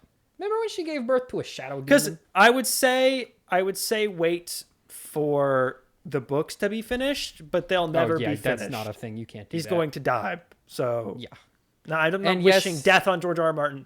I'm just saying he's not going to finish them. I know you write those blogs, and I know you're very upset about people talking about how you're never going to finish the book. It's your fault, George. But, dude, what happened? What's going on? I don't understand. If he started the series when he was 20, and all of them took 20 years, I'd be like, okay. But he was writing like a crazy amount. He got like 3 out in 7 years, and then he was like, nah, I'll take a break. It's been 20 years, like since the last one. What's going on? You good? I mean, we know you're not, but like, what's going on? Just tell us. Are you good? I think what's what going happened on? is I think they're done. I think he just doesn't know what to do. I think at least Winds of Winter is done, and he just doesn't want to put it out because the expectations are too high. And I think then just do it because the show get it over with. Because the show ended on such a bad note with reception from fans, where like I think they will throw a big fit if it's not a better conclusion. No, Winds of Winter is not even the last book. No, there's one after that. No, there's 2 more after that. I think there's just supposed to be one. There's 2 more after that. Because the one after that one, not the one right after Winds of Winter, supposed to be but the third one is 2 parts. But like, I think I think the pressure's just gotten to him. I think if it's not like completely done, I think it's like a 95% done. Let me put it to you this way. And I think he keeps rewriting it. Let me put it to you this way, George. You're thinking about this all wrong. You're thinking, oh, they hated the ending of the show, so they're going to hate my book. No. The ending of the show is so bad, you could write a terrible conclusion, and it would still be better. Yeah. You have no floor. It can be terrible. And as long as it's not that terrible, you'll win. Yeah. Expectations are that low. Expectations are negative. You're good, dude. Mm-hmm. Chill. Anyway, here's another news story from Warner Brothers. A 7th Final Destination movie is in the works. Bloodlines co-writer Lori Evans Taylor penning the script. Okay. I don't care about Final Destinations at all. All right, let's talk about Paramount. About that. Oh, me? Sure. inevitable. Paramount Skydance. Oh wait, what other IPs can they do? Oh, yeah. Any other ones? You wanna point out? Hangover, No, the Lego Movie franchise. they don't have the rights anymore. Universal's got it. Okay, can't do that. The Exorcist is dead. They don't have that either. Universal's got Yeah. those two. All right, that's it. Yeah, that's everything. Yeah, That's all they got nothing, man. Yeah, they're cooked. I don't know what their plan is. They're interesting. Oh, they're idea, doing though. Goonies and Gremlins. They're working on both of those. Okay. Yeah. Yeah. Okay. Oh, Beetlejuice. They're cranking out a third Beetlejuice. I mean, now that I think about it, they got stuff. They There's have some things. They'll be fine. They'll figure it out. And they got new IP too. They got Weapons and they got Sinners and they got F1. So those are things to build off of. Although F1, I guess, is Apple. Yeah. Paramount and Skydance. Paramount is now officially Paramount: a Skydance Corporation. Claps for corporate Yay. synergy. You did it. Hope that $16 million payout was worth it. That definitely was. Yeah. Well, was it? This Probably. won't. I don't know. We'll see. Paramount's not going to make money. It's Paramount. By the way, they're trying to redo their movie division. Just look at what IPs Paramount has, because it's definitely way worse than whatever Warner Brothers has got cranking out. So they made a few moves immediately. The new team in there. They got a whole new leadership team over at Paramount. David Ellison leading them up. Now the CEO, son of Larry Ellison, oligarch, demon from the crypt, and multi-billionaire who owns all of our personal information. All right. We've got. What we got for Paramount? These are Paramount's IP. This is what they're going to roll on. Okay. That's solid. Solid, but You it's taking could- a break. You could do some stuff with that. Yeah, you need a couple You years. need a couple of years. And I don't know if it would work without Tom Cruise, and I don't know how willing he would be to do more. I assume he would be, but he's kind of weird, so like. and he's it's kinda- 62. It's kind of random what he's willing to do. You got to figure out how to do it without him. Yeah. Star Trek. You gotta figure it out. You could do it, but you gotta figure it out because it's a mess. I think the smartest thing, and I've said this before on the podcast, but the smartest thing to do with Star Trek is get the cast from the Kelvin movies back together and do a fourth one and then figure it out later. Yeah. I think you do a cash in on the nostalgia And then reset. and then reset. Transformers. That's big. But Those always make money. Actually, yeah. Transformers 1 did not. Okay, that all the live action ones make money. And Rise of the Beasts Made money. Made It not didn't make enough. a ton of money, but it made money. It like maybe barely turned a profit. Probably lost money. I'm sure. Well, it's fine. part of the moves they made, Michael Bay is developing a new Transformers movie. Then. Yeah, that's so, like, confirmed. yeah, he's we're back. good. He's gonna do That's- another you're one. Good. Top Gun. Okay, but does that fix it? Yes. Does Michael Bay coming back fix it? Yeah. Because presumably the movie will still be bad because he makes Well, bad yeah. movies. So, how does that Here's- fix it? Transformers. Because okay, Despite everyone its potential for quality, which we know exists, that Transformers Prime exists. You can make okay. a good Transformers thing. Bumblebee and Transformers 1 are good enough to where I guess I have to agree with you. I would also say Transformers Prime is good and like proves at Yeah. least Okay. that It you is- can do it. It's possible, to to at least make a 7 out of 10 Transformers movie. yes. Despite its potential for quality, the audience demands Fast and Furious, but with robots. And so, that's what it'll be. Optimus Prime will go, I am going to kill you, Megatron. And then he stabs him with a big glowing orange sword.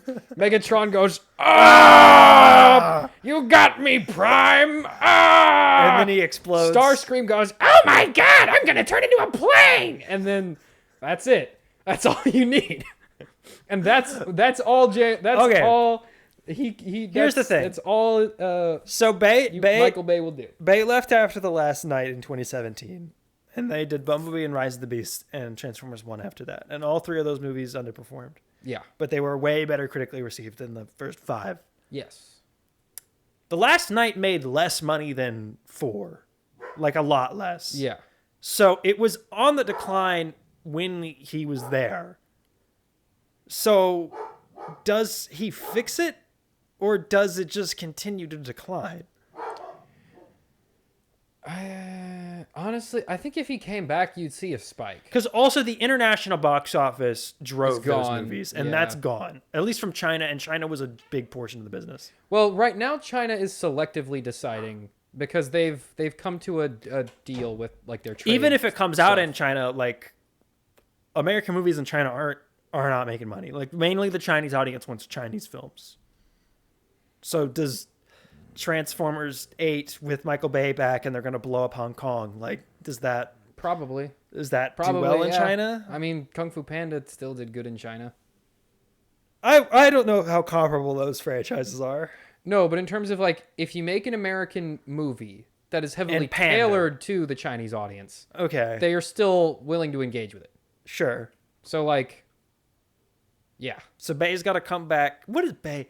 Why does he even want to do more Transformers? He doesn't Money? want to do Transformers. He wants to see hot girls sit in car while Okay, things but explode. he can do that in any movie. Yes, but no one will give him the He's same supposed amount. to do a racing movie with Sydney Sweeney. That's like the dream for him. Yes, and he will do that, and that will be great, and I will be there day one. But the point is, they will give him the most money, and that Yeah, means no, he can it's do because whatever he wants. it's to get paid, but also Netflix is paying him whatever he wants. Like he's doing movies for them, and He's also still doing Skibbity Toilet. That's confirmed now. I don't know what that He is. said he's doing it. Anyway, what He other made a sequel to his Instagram video. their where he other said he big wasn't movie doing it, where he their said other he big is movie doing it. move was that they have bought the package High Side, which is a movie from a short story by Jaime Oliveira.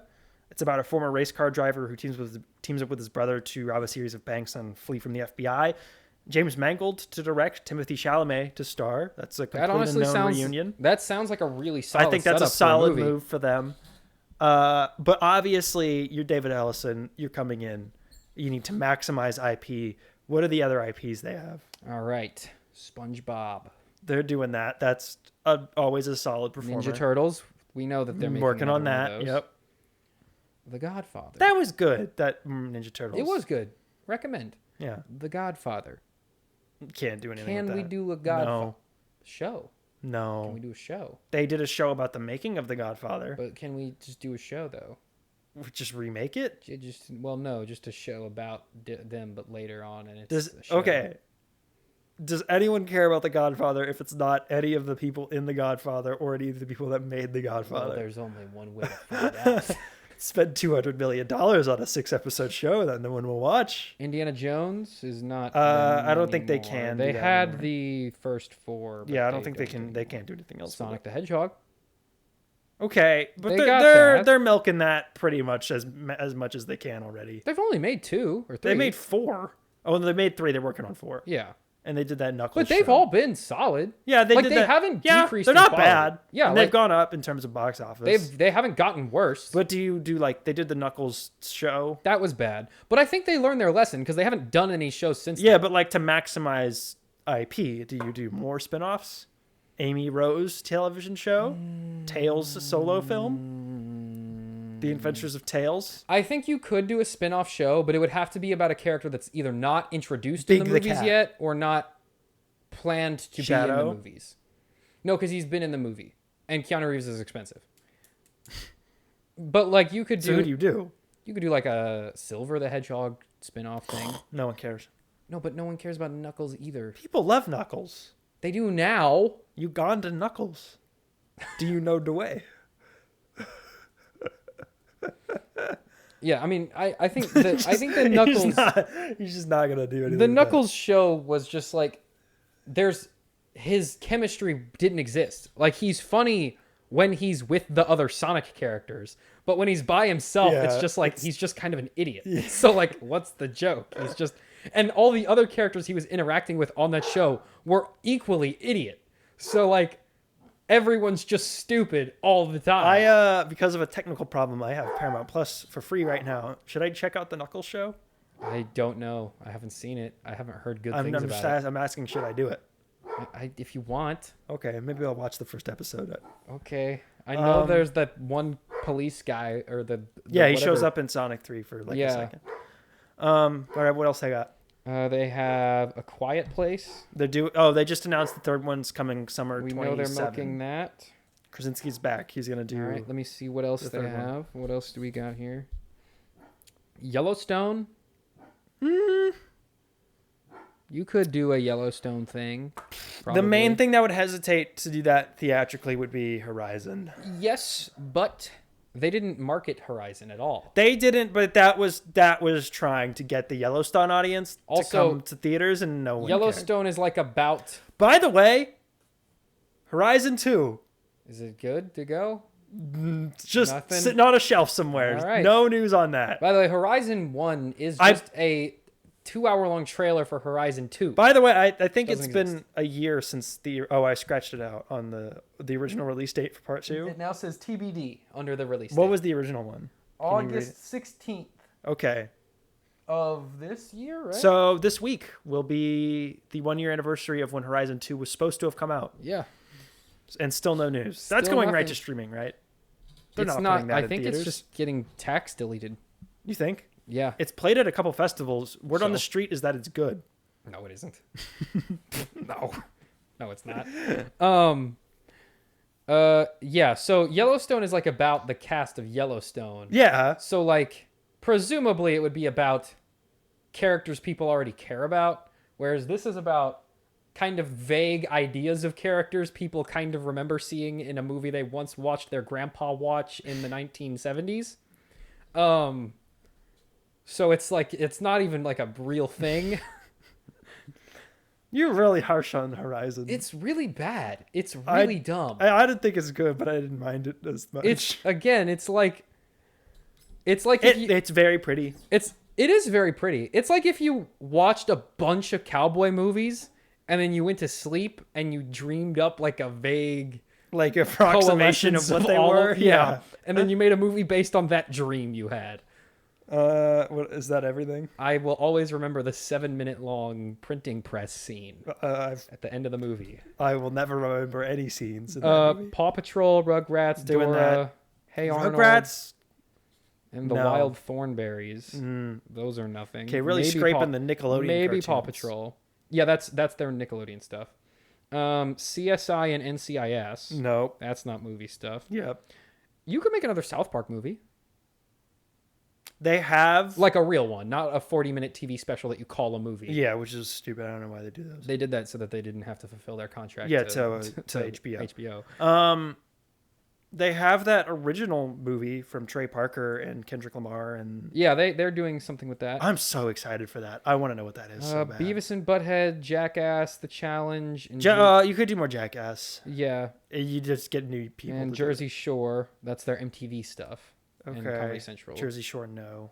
You could do with a challenge thing, probably. Another show, at least. Scream. They're always doing Scream. They're always doing more Scream.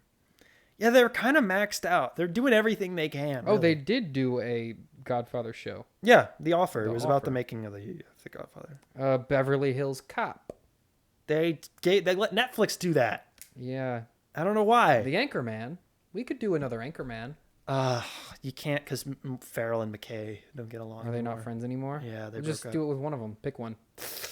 Well, you'd have to pick Farrell. You can't do it without Farrell. Yeah, you could do that. But then it doesn't work. But that could be part of the joke. That it's bad? No. That this time the movie's bad? No. That it's like a different guy. Well, no, Adam McKay wrote and directed it. Oh. Yeah, you could get the cast back, but like... You could have someone. What are you gonna do? What would you do with Anchorman 3? Someone else could do it. Oh wait, no, you can't. Why not? Christina Applegate can't do it. Why not? She's like very ill. So again, just have a different person. You got real like who cares, bro? I'm saying you could do it. Yeah. I don't. Again, a version of it could get made. I'm not a version that saying anyone would support. You can't. Yeah, I'm not saying it would be like quality at all. I don't think you get Farrell. I don't think Farrell would do it. What things in the bucket might they scoop up? You can't do it without Farrell. Yeah, and that's really the only. Without Applegate and McKay, I don't think he would do it. So I don't think you could do it there. Yeah, if you can't get Farrell, then yeah, you can't do it. I mean, that's like Happy Gilmore without Adam Sandler. Like you just can't. It's impossible. Do Elf too. That's a Warner Brothers IP. I know. I'm just thinking of Will Ferrell things you could make sequels to. They've tried several times to do Elf 2. Yeah, it's never gonna happen. That's about it for their like IPs. Yeah. They don't have as big of a, No, they do not. or not as big, but as usable of a catalog. Okay, let's talk about Oh no, one more Paramount story. Paramount Plus has reached an agreement with the UFC to exclusively stream all events in the US. The deal is worth apparently $7.7 billion with a B. Yearly cost of $1.1 billion. You know what? Was this part of the deal they made with Trump? To buy UFC games? Yeah, because he's friends with Dana White. I doubt it. I think this is just them. Live sports are so valuable of any kind. I mean, all of these sports rights are going for billions and billions of dollars. But isn't UFC mostly pay-per-view? They're getting pay-per-view events as well. Oh, then yeah, I guess it's fine. Although I don't. So then, what do they get? The payment processing from that? Like, what do they get from that? Well, they're getting the ability to stream them on Paramount Plus. I don't know if you'll. I'm assuming you'd have to pay extra for the pay-per-views on top of the Paramount Plus fee. Because Netflix, maybe you'll get less. Netflix didn't do pay-per-view for Jake Paul fight. No, they didn't. But that wasn't like official. Was that officially UFC? No, that was like a. It wasn't UFC, fight. but it was a like official, an officially done. No, match. These live sports rights are so valuable. UFC is more popular than it's ever been. Yeah, it's big with the 20-year-old boys. So yeah, no, it makes sense. I think this was just a separate thing. Paramount Plus has no sports other than this. They have the rights to stream NFL games that are on CBS, which they have to renegotiate that deal pretty much as soon as possible. And other than that, they got nothing. They have no basketball. They have no NASCAR. They have no MLB. The UFC. Yeah, I feel like UFC is a solid. That's if you got to pick get. a sport, they can't get WWE either. Who has we'll talk about that in a WWE? minute. Okay. Disney, I guess. All right, let's talk about this Disney investor call. If you can hear the dog barking in the background. She's angry. She's angry. She probably heard a squirrel. Okay. I'm about to read some numbers, Sam. Get hype. Ooh, let's go. Numbers. Operating income from linear, which is linear cable channels, down 13% from a year ago. Expected. Yeah, it's not. What is that? Disney Junior and nothing else? Okay, I gotta go see what the dog's mad about. She's barking at the door. She barks at things. That's what she does. What are you doing? Okay.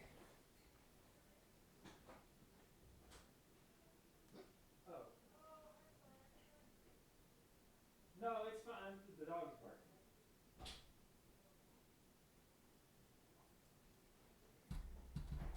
fine. You're okay. You're good.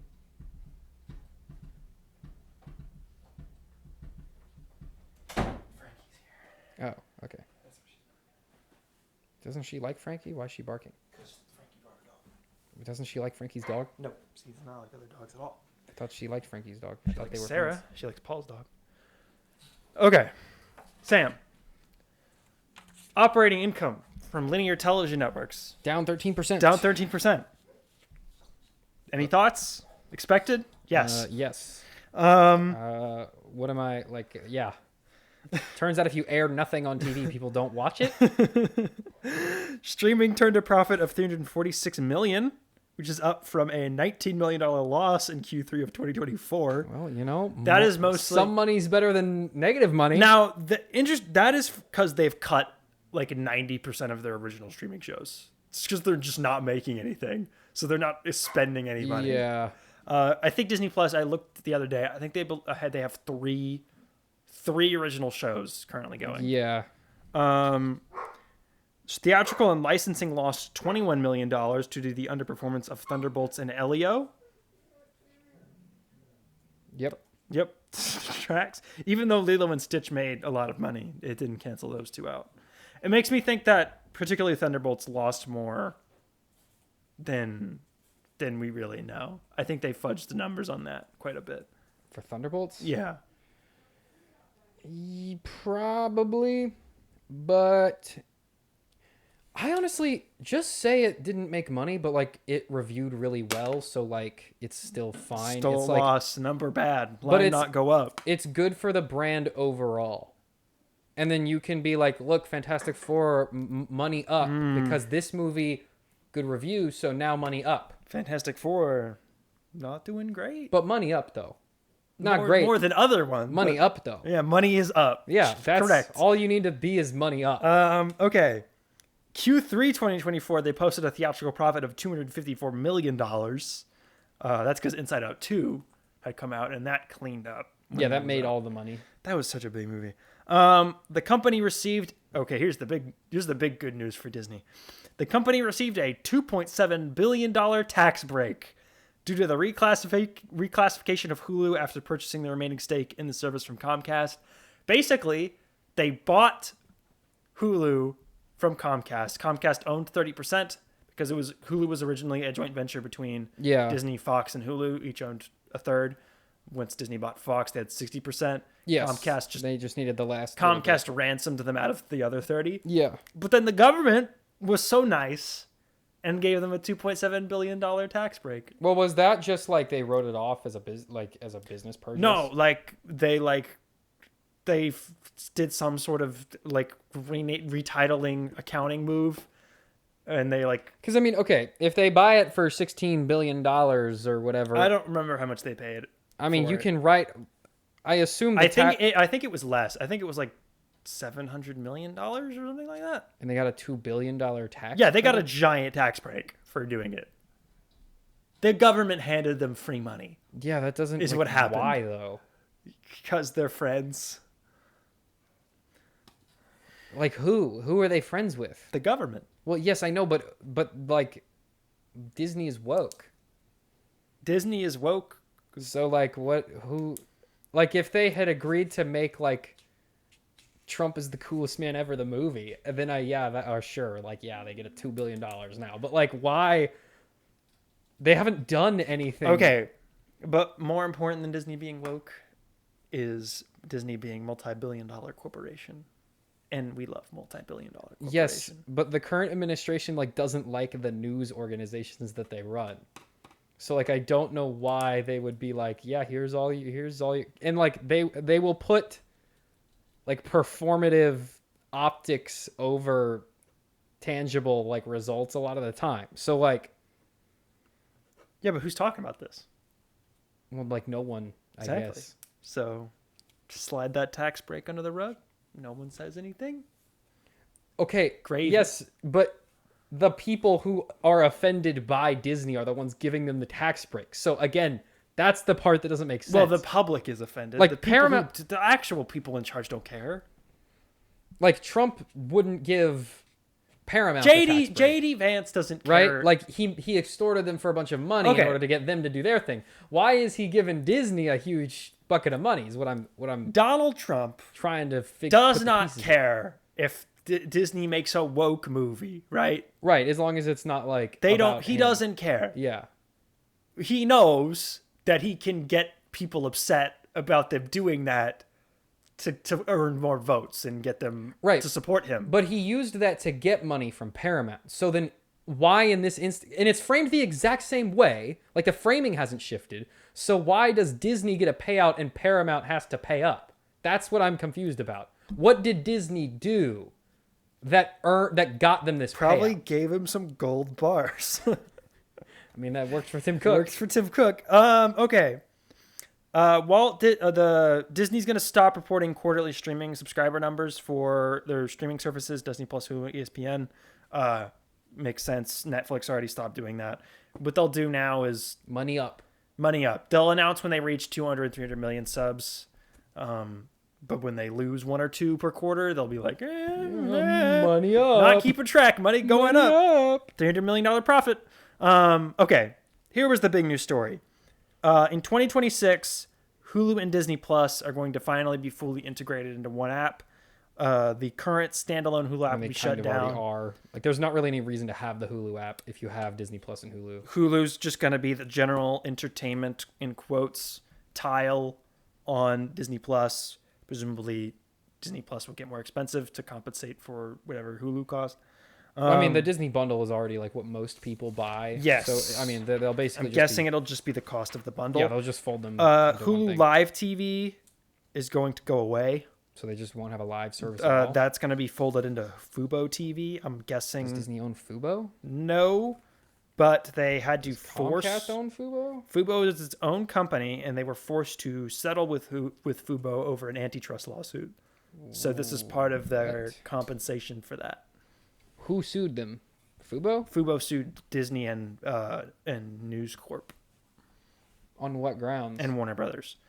So, like 1 or 2 years ago, Disney, Fox, and Warner Brothers wanted to start a joint venture streaming service for sports that was going to have all their sports networks. It was going to cost like $60 a month or something like that. Okay, yeah, that makes And Fubo sued them over that for antitrust reasons, and they won. All right, Fubo, founded 10 years ago. Founder David Gandler, a couple other guys. Fate, pending sale to the Walt Disney Company. Or maybe they're buying it. Okay. All right. Over the course, I like how that's listed on Wikipedia as fate. The fate of this company is to be consumed by the devourer. So overseas, basically overseas, not in the U.S. Hulu is already not a thing. It's already been integrated into Disney Plus. It's the Star branding in other countries on Disney Plus. That's going to be eroded and replaced with Hulu. They are currently owned by Paramount. Okay. The Hulu brand is going to become the Star brand everywhere in the world and basically mean the same thing it did over here. Okay. Okay, sure.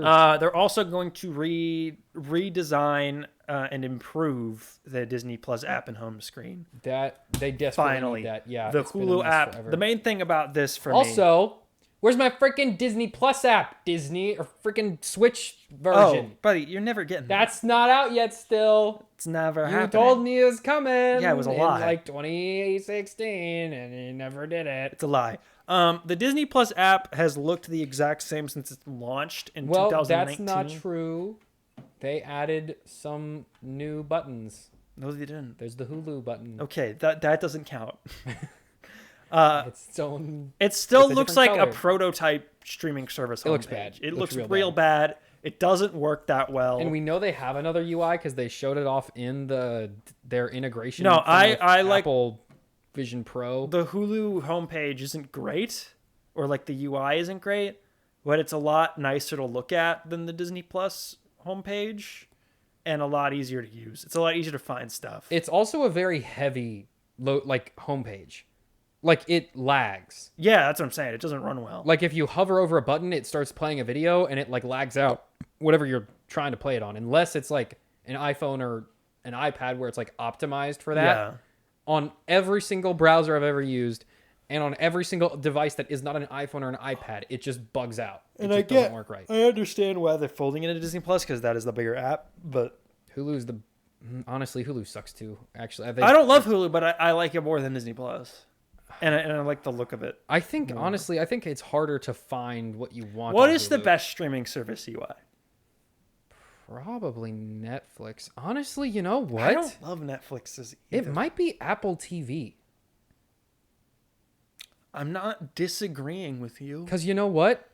They have the last episode you watched or whatever you were just watching right at the top. Yeah, which you don't is have to usually scroll what through you rows want down, anyway. which annoys the crap out of me in every other service. Right under that is their biggest shows, which if you're there to watch something else, it's probably one of those. Yeah.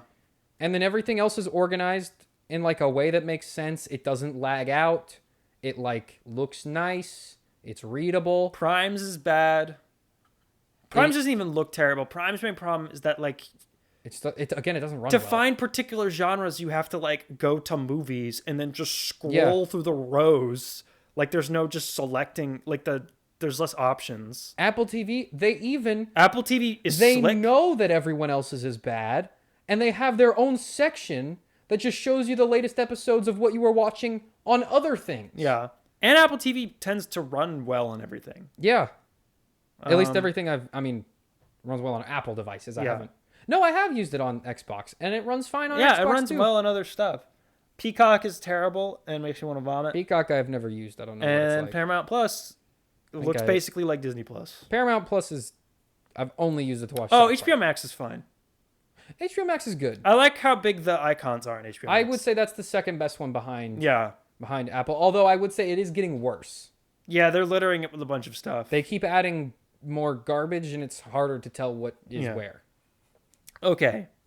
ESPN made a bunch of deals Did they? because they are about to launch the direct-to-consumer ESPN streaming service, which is called ESPN, for $30 a month. And that's not ESPN Plus. That is not ESPN Plus. ESPN Plus is a separate thing. So what does ESPN Plus do? ESPN Plus still going to exist, still going to cost the same. We're going to rebrand it ESPN Select. Content. Why? Okay, so here's Why not just call it ESPN Plus? Hold on. 2 different bundles: Disney Plus, Hulu, and ESPN Select. Well, Hulu would just ESPN Select is going to have a small selection of live sports that no one wants to watch, Okay, that sounds stupid. and a couple of original programs that no one wants to watch. Yeah, it's definitely stupid. ESPN by itself, $30 a month, almost 3 times as much as ESPN Select. Right. Going to have all of the live ESPN channels: ESPN, ESPN2, ESPN Deportes, The Ocho. SEC Network, right? Sure. And So just their live stuff. it's basically you're going to pay $30 a month for just the Is ESPN there cable like channel. backlog of Probably, things? yeah. Like games. No, they don't have the rights to that. So You it's can watch just like old episodes of First Take. like Stephen A. Smith. Yeah, you can watch all the Stephen A. So Smith it's the programs. Stephen A. Smith service. Yeah, $30 a month for Stephen A. Is Smith. he on ESPN Selects already? No. So no. then it is just Stephen A. Smith. So the app. yeah, App. It's yeah. the Stephen A. Smith app. You'll be able He's to. following in the great Jeremy Renner's footsteps. It's for people who don't have cable but want to watch the sports that are airing on ESPN. What sports do they have? Monday Night Football, That's a big one. some basketball. That might be Some big. NBA. Maybe, I don't know. On the thing. They've got the big ones. They've got Monday Night Football. They've got NHL. Okay. They got NBA, and they're about to get more MLB. Why do the sports even? Why don't they just run their own streaming services? Okay. Why doesn't the NBA? They don't get they're way less money from that. How? Because you got to own and operate a streaming service. It's much easier for Okay, but these companies NBC to pay you $2 billion. Sports is so profoundly profitable that they're paying however much money they're paying to license They're it making- and still making money off of it. Because here's why. To operate a streaming service, you got to pay for the overhead for the streaming service. Right, but that cannot be that expensive. It's not cheap. Paramount Plus. Then you did got to it. set up the infrastructure to broadcast all the games. that AWS. You can do that with AWS. That's like basically free. No, not Sam. You have to pay for the bandwidth. You got to hire studio. You got to get studio space. You got to hire hosts. They you already gotta do hire that. live television crews. They already have all those guys. No, the networks have those. The leagues don't have those. So just buy them. What do you mean buy the networks? You don't think Jerry Jones could buy a network? Jerry Jones could buy like CBS. No, I don't think he could. No, he could. To buy CBS, you have to buy Paramount, which just cost David Ellison $8 billion. So yeah, if Jerry Jones really wanted to buy Paramount from David Ellison, he could. But why would he do that? So that he can have total He's making control. more money just letting the NFL license the games. In the long run, That's how the leagues make their money, is licensing the broadcast rights to networks. in the long run, they would definitely make more money if they Because just the did it team, themselves. when they sell jerseys of the players, the team's getting most of that. Right. The league gets the money from the licensing of the broadcast rights. That's where the money is for the leagues. And like whatever ad revenue you generate from running the streaming service yourself, like you're getting so much from Amazon Prime paying you every year. Yeah, but if like everyone who wanted to watch football had to use your app, that's like guaranteed infinite money. Yeah. Like, yeah, they'd have to like spin up a camera crew and like rent out a studio and hire Stephen A. Smith to sit there and like yap. Okay. But like that cannot be Hold on. that I gotta hard to read the do. actual story. So basically, they're about to launch this dedicated ESPN service. Right. Direct to consumer. It's supposed to be a big deal for them. Why do you keep saying direct to like? That's what they call it. We're consumers, and it's coming direct to us. Every single streaming service ever is there a business to business streaming service where you? I mean, I guess that's what Cinemark is, but even then, they're streaming it to the consumer. Anyway, they're trying to stock up on sports rights because they need to really beef up the service so that people will shell $30 a month out to watch cable shows they used to get for free. So will they still be broadcasting it on like? Yeah, it'll still be on regular cable. Oh, and by the way, not even cable, but like Antenna has sports. No, not cable channels. You get the networks. You get the broadcast networks. No one's talking about this, but this is important. If you already have cable, like if you have, whether it's like regular cable or YouTube TV or whatever, right? You will get access to this service at no extra cost. So if you already have a cable provider, you don't need to pay $30 a month to get the ESPN streaming service. You'll have it already. This is only for people who don't have cable. This is so profoundly complicated for no reason. Okay, they have inked a historic deal. Why would you need this if you have cable? What would the point be? Well, just if you want to stream old episodes of First Take on demand. Why would you do that? If you hate yourself. And they also... I really wonder what was going on in sports a week ago. Because the end goal would be to close down the network and move everyone to the service. Because the network's linear TV is dying. But that's never going to happen. But it will happen. No. What do you mean it's never going to happen? No, it won't happen because the reason why ESPN exists the way it does is because people who do not care what is on the TV can put it on and it can just play all day and no one will complain. That's who's watching ESPN now. That is it. There is no one else who wants to watch ESPN. However, when enough people cut their cable cord and someone wants to throw on ESPN, no one will. Why would you do that? People do not choose to watch ESPN. What if you're a big fan of their is programming? Just on and they're lazy. What if you love SportsCenter? No one does. Legitimately, I have never met a single individual in my entire life who has ever found it engaging to watch a sports commentary show. It literally has only ever happened that people just are watching that you're hyperbolizing. I'm not. People who? Name me one person you've ever met. Sam. Who cares about that one stupid show with the dots? You are right. You know that show with the dots and the arrows? You're right to a certain degree. People, by and large, watching like studio-produced sports commentary shows, there's not that many of them. They're not action figure wall guys. They're desk covered in stuff guys. Hold on. There is a big audience for watching people talk about sports. They're all on YouTube. Yes, and they'll stay on YouTube. Exactly. So like there is people like watching people talk about sports, but the people who would have been watching SportsCenter in 1998 are watching, Billy football. Yeah, they're watching their favorite YouTube. football guy on YouTube. That's what I'm saying. Like that audience won't transfer. They will just stop existing. They will just move to the more accessible Well, platform. but that's why they're stocking up on sports. So they've just inked a historic deal with the National Football League to take control of the company's media assets. So the NFL had its own kind of media group. They have NFL Films, which basically takes 4K recordings of like truly like incredibly quality documentary footage of like every NFL game ever played in like incredible 4K resolution. Why does this exist? They've got that. They had an entire NFL network, which ran 24/7. Doing NFL coverage and broadcasted a few NFL games a year. Right. And they had NFL Red Zone, which was a special thing that during the football season, on Sundays, They would have like all the games. where multiple games were being played at once, you could watch Scott Hansen commentate and show you all the touchdowns from every game. It was just like the ADHD football. Yeah, and it cost like $15 a month extra to get Red Zone.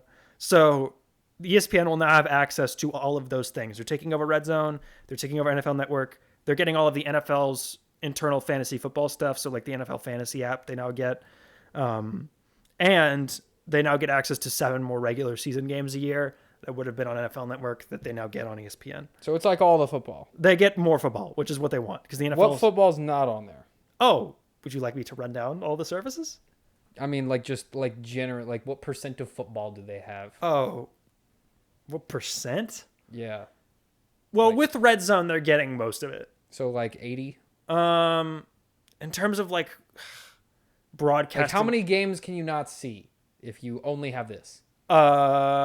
Sunday Night Football, Yeah. Thursday Night Football, all pretty much all the playoff games at one. Yeah, who cares about those? The playoffs.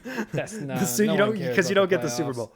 Yeah, all the playoff games are one. To Tubi or whatever. And if you don't want to just watch like Red Zone, which is like jumping around Yeah. ADHD football, you wouldn't be able to watch any of those games on their own. That would be on Red Zone. But now they'll get all the international games. So the games played in Brazil and like Mexico. What? Who? There's football games in Brazil? There's a football field in Brazil? Yeah. Well, they what game is being played in Brazil? The 2 NFL teams go to Brazil every year and they play a game in Brazil. Why? Because they're trying to expand to international markets. Brazil doesn't care about football. They're trying to get them to care about They football. won't. They really want them to. They only have enough money to be into one sport, and that sport will always be the other football. Well, if you come in and you turn their soccer field into a football field for one Sunday and you make them watch football. They won't. They just won't do They it. pack that stadium every year. No, they don't. And if they do, it's because the tickets are like 20 cents. It's probably the only So they're game getting access anyone to can all afford of to see. those. The big thing with the Red Zone brand is the big talk is that ESPN will expand Would it be cheaper? into Red Zone for multiple sports. Would it be cheaper to fly to Brazil to watch that game than it would be to watch like an NFL game in the States? What?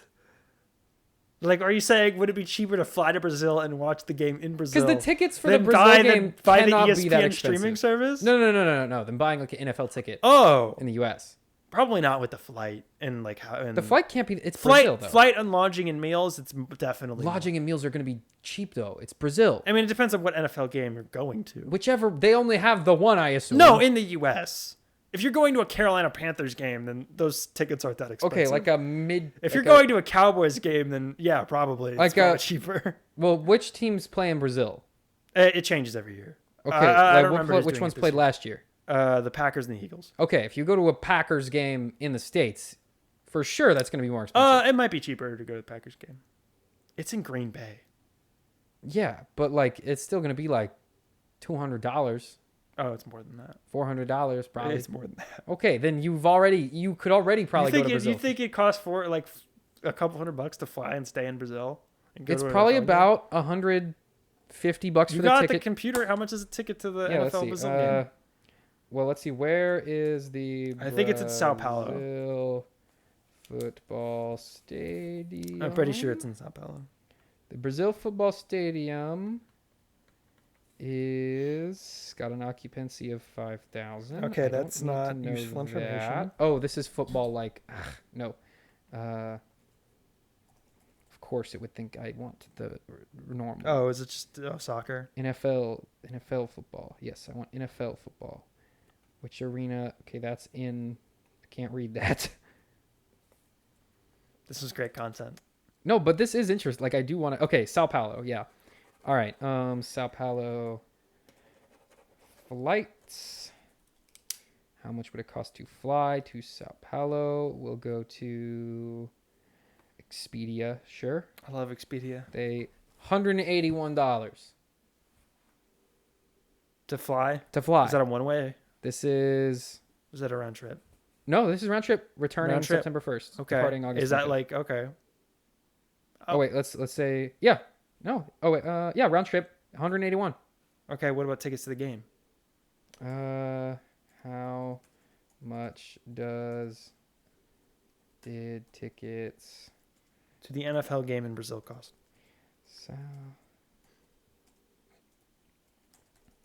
Because I gotta imagine it's like regional pricing, right? Like I can't imagine that like your average Brazil yeah, $127. US?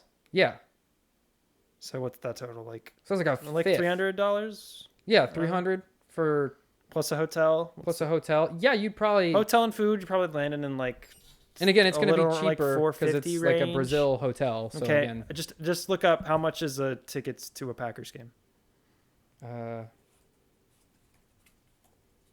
Dead air, everybody. Dead air and no, typing. they know The sound of a they podcast. know that they're anticipating like a cool thing. We're cracking the code. We're here. letting Google load. Okay, average is 298, so like 300 for an average Packers. Okay. I mean, You could it's probably make about it the work. same. Yeah, you could probably make it If you work. don't already live in Green Bay and you need to travel and find lodging, but it's probably more expensive to stay in Wisconsin, maybe, than it is to even stay in Brazil. Probably, yeah. So yeah, I mean, I would say that's probably a Brazil deal. trip. Brazil trip, gang. Let's do it. Okay. This deal with the NFL has been in the works for over 4 years. The NFL has been looking to offload their media assets for a while.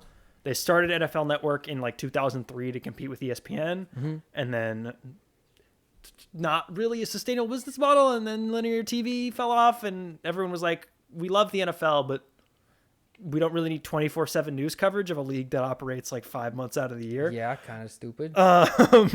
So as part of the agreement, the NFL is receiving a 10% equity stake in ESPN. Okay. And ESPN has also agreed to take over the NFL Network's production studio in LA and like retain all of their employees for now. So they're not like closing everything and firing everyone and it's all going away. They're like, at least for a little bit, it's going to keep going as is. And I've never heard of a professional sports league taking a equity stake in a broadcast network as payment. That's really odd. And I have seen makes people. sense to me. Again, that's basically what I was pitching earlier. Okay, but also, like, why would you want an equity stake in a cable network? Well, I mean, it's not really a cable network. Okay, a streaming service. So that you A can... very expensive streaming service that's not going to do that well. Well, number one, they think it's going to do great. Streaming. That's their Okay. fault. But they think it's not going to. I'm going to use my soapbox that five people listen to say this thing. Sports leagues and streaming services. Okay? The more expensive and harder you make it to find these games, The less people will watch. the less people will watch them. And I know what you're saying. The NFL, too big to fail. They're going to keep... There's no way people are going to stop watching the NFL. It's too big. Here's the thing, bro. Your average Gen Z person, who's the next generation, the primary... Gen Alpha. The next one is Gen Alpha. Like the primary generation now, who you want to advertise to, the youngins, the primary demographic, they all have attention spans of 30 seconds. I think the average is like 20 minutes. 20 minutes, fine. Average NFL game, over 3 hours. Yeah, it's not working. So, what are they going to do when you ask them, who get paid barely minimum Well, I wage, think it's 14 minutes now. I think it got adjusted, but yeah. who make very little money, right? You're going to ask them to pay $90 a month to watch NFL games? They're going to go, I'm good. I will watch highlights on TikTok and I will go to Stream East and pirate the games. No, people just watch the games on TikTok. Oh yeah, people will just stream them from their There's a phone. guy sitting on his couch, pointing his phone at the TV, and he just streams the whole game. And it's the same thing. We talk about it with the PVOD and the movies with like a 17-day theatrical window. Mm-hmm. You're not making more money. I don't understand Universal's thinking behind it. They're not making more money by shoving it on PVOD immediately. All you're doing is giving people a 4K HD piracy copy to upload for free on the internet. That's all you're doing. Because you make the same amount of money, and it's been proven time and time again. A 90-day theatrical window, a 45-day theatrical window, it's the same people who are renting the thing on demand. It's not like... It makes no sense. The audience isn't shrinking if you add another month and a half. It's the same lazy people who are going to pay the same price to do the same thing. You're not growing the audience. You're making it harder. No. And I mean, that's what I was saying earlier. Like, these people just won't watch. They'll just leave. Piracy has never been easier It's so easy to pirate stuff. Everyone knows the sites. Now, live stuff is harder, but still, Buddy, I mean, again, you can go on TikTok and just look up Cowboys game and stream, and some guy will be in his living room with his 4K HD camera that's in his pocket 24/7, pointed straight at the TV, and you can just watch it on that if you really gotta watch the game. And if somehow that guy gets taken down, you scroll down. There's another one. Our Streamies, they got 7 different feeds going, it's free. One of them will work. You could plug the HDMI cable into your computer. You're watching on your TV, man. Mm-hmm. Football used to be completely free to watch. Yeah. You know that? It used to be on 3 networks. Yep. And you could just put some bunny ears on your TV. It was free. Asking people to pay $90 a month to watch NFL is insane. It's not going to work. And still having ads. And still having ads. And you can't get rid of the ads because the ads are where the players take breaks. In. But like, it's insane. It literally used to be free. Yeah, I mean, save for the ads, which was again the whole. But that's how they made their money. The whole model. They're still making money from ads. They're making more money from ads. You know, like every year the Super Bowl ad price goes up like another $1 million. Yeah. Like they're still raking in so much money from the ads. It's insane. It's like it is like Bible levels of greed. Mm-hmm. It's nuts. It's not going to work either. Like Peacock gets like an exclusive playoff game every year. No one's subscribing to Peacock for that. No. They're pirating that one, or they're just going to skip it. Like more than likely, it's not that important to them where they're going to pay $12 a month to sign up for a service that barely works and they don't want and need. Your average football enjoyer is like a guy who works at like the local Jiffy Lube and he's just got a job that he does. Bro. And there's 2 other guys who work there and they don't have a lot of time for other stuff because he's got full time at the Jiffy Lube and he's always fixing cars. But he gets Sunday afternoon off. Yeah, he gets and Sundays he can come home and sit on his couch and watch and he watches the football and all his friends watch the football, or at the very least they hear about what happened, and then at work the next day they talk about football. And you know what? That's the American and that's dream. It. That's all they want to do. They do not want to pay for Paramount Plus. When you get more complicated than that, he goes home on Sunday. I mean, he goes, "Oh, my football's gone. Guess I'll watch a different thing. Or I'll just get on my phone." Yeah. I'll go on my phone. Or I'll go on Facebook. Go on Facebook Marketplace. Like, I understand why ESPN is $30 because the cable carriage fees they charge the cable networks are insanely high and they make a lot of money on that. And if you lose that, then you have to make that up. Like running a cable network that runs 24/7 and has a bunch of original programming costs a lot. Like, I understand that. But your average consumer does not have $30 a month sitting around to watch one football game a week. Yeah. They're just not going to do it. They will just stop watching Monday Night Football if they have to. Or they'll pirate it. Piracy is so easy. Piracy is so easy. It's probably easier than figuring out what streaming service. I think these companies are still in there. They don't really quite understand how the internet works phase. Mm-hmm. And I think they think piracy is harder than it really is. No, you just have to Google. And I think the companies think they have they have more control over it than they actually do. They think people like want to go to them for some reason. Yeah. And no one cares about it. They just want the content. No one cares about the brand. They genuinely think that like there's people who are like they love CBS and they would never betray their dear friend CBS Columbia Broadcasting Service. No, they truly do not care. No, they don't care. Truly no one cares. If they're watching CBS, it's because that's the show that's got Matlock. Yeah. If Matlock were on the Hallmark Channel, they'd be watching the Hallmark Channel. They don't care. They'll just go where the stuff they want to watch is. They don't have loyalty to you, all right? If anything, you're an active inhibitor to them enjoying the things they like. They don't like you. NBC, people don't like you because you have Peacock. Yeah. They tolerate Peacock, maybe. Because they maybe want to watch The Office. Yeah. Anyway, they also signed a deal with WWE. They're going to get a few of their big events every year. Cool. Good ESPN. That's great. And they're also bundling with the dedicated Fox $20 a month network streaming service. If you bundle ESPN and the Fox streaming service, you get $10 off. Fox has a streaming service? They're going to launch one in late August. Why? It's going to have all your favorite Fox Put it network on Disney shows. Plus. No, they don't own. This is the Fox that they don't own. The Fox News? The Fox News and the Fox Network. Didn't Fox already have their own streaming service? Fox Nation? If you bundle them together, it's less money. What does the Fox one have that Fox Nation doesn't have? It's going to have live football. It's going to have The Masked Singer. That's it? Pretty much. Oh, and it'll have Fox News stuff. So Fox One, which is the Fox streaming service, will have Fox News. Mm-hmm. But the original shows that the Fox News people make for Fox Nation. Which one is you'll Fox? Still have to which pay one has separately for. Fox and Friends?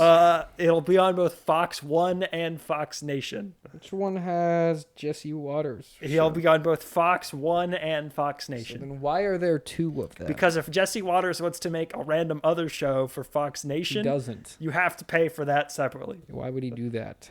Why does Jesse Waters do anything? To make money. Yeah, they pay him extra if he does Fox Nation stuff. This is so dumb. Maybe he's got another assistant he can cheat on his wife with. So dumb. This is so dumb. Fox One. Just have one. Rupert Murdoch streaming service. Here's the thing. This stuff wouldn't be like even that That's bad. the last of the Disney news, by the way. This stuff wouldn't even be bad if they just do one. Just do a service per company. We're You know what? I'm the president okay. and I'm signing executive orders. I go, I am tired of not knowing where my freaking show is. Every company gets one service. Okay, here's the thing. That's it. Sam, I think you might be onto something. What is the one thing that we know our beloved president watches nonstop every day, all day? Fox and Friends. Right. If he can't find it, Then he'll get mad. he'll have to intervene. He'll have to do something. This is the one time I need the He president has to to interfere in the media. save us, Donald Trump. Save us, Donald Trump. Sign an executive order that makes all of the companies have to have one streaming service for a reasonable price. Like, why can't we do that? Why, It'll happen. How is it in Fox's best interest to have two competing services with half of the same library? Fox will merge them. Okay, but Disney even. Why is this ESPN thing even a separate service? Because Disney is under the impression that they can get you to pay for all of them separately. No. Wrong. Or to buy the bundle. Because they're also going to do a Disney Plus Hulu ESPN bundle, which is like $40 a month or $45 or something. They want you to bundle them. We are in the last days of the 18 streaming services. Some of these are about to go. Just have Disney Plus. Or merge. A lot of these are going to merge. Have Disney Plus. Hulu is part of it.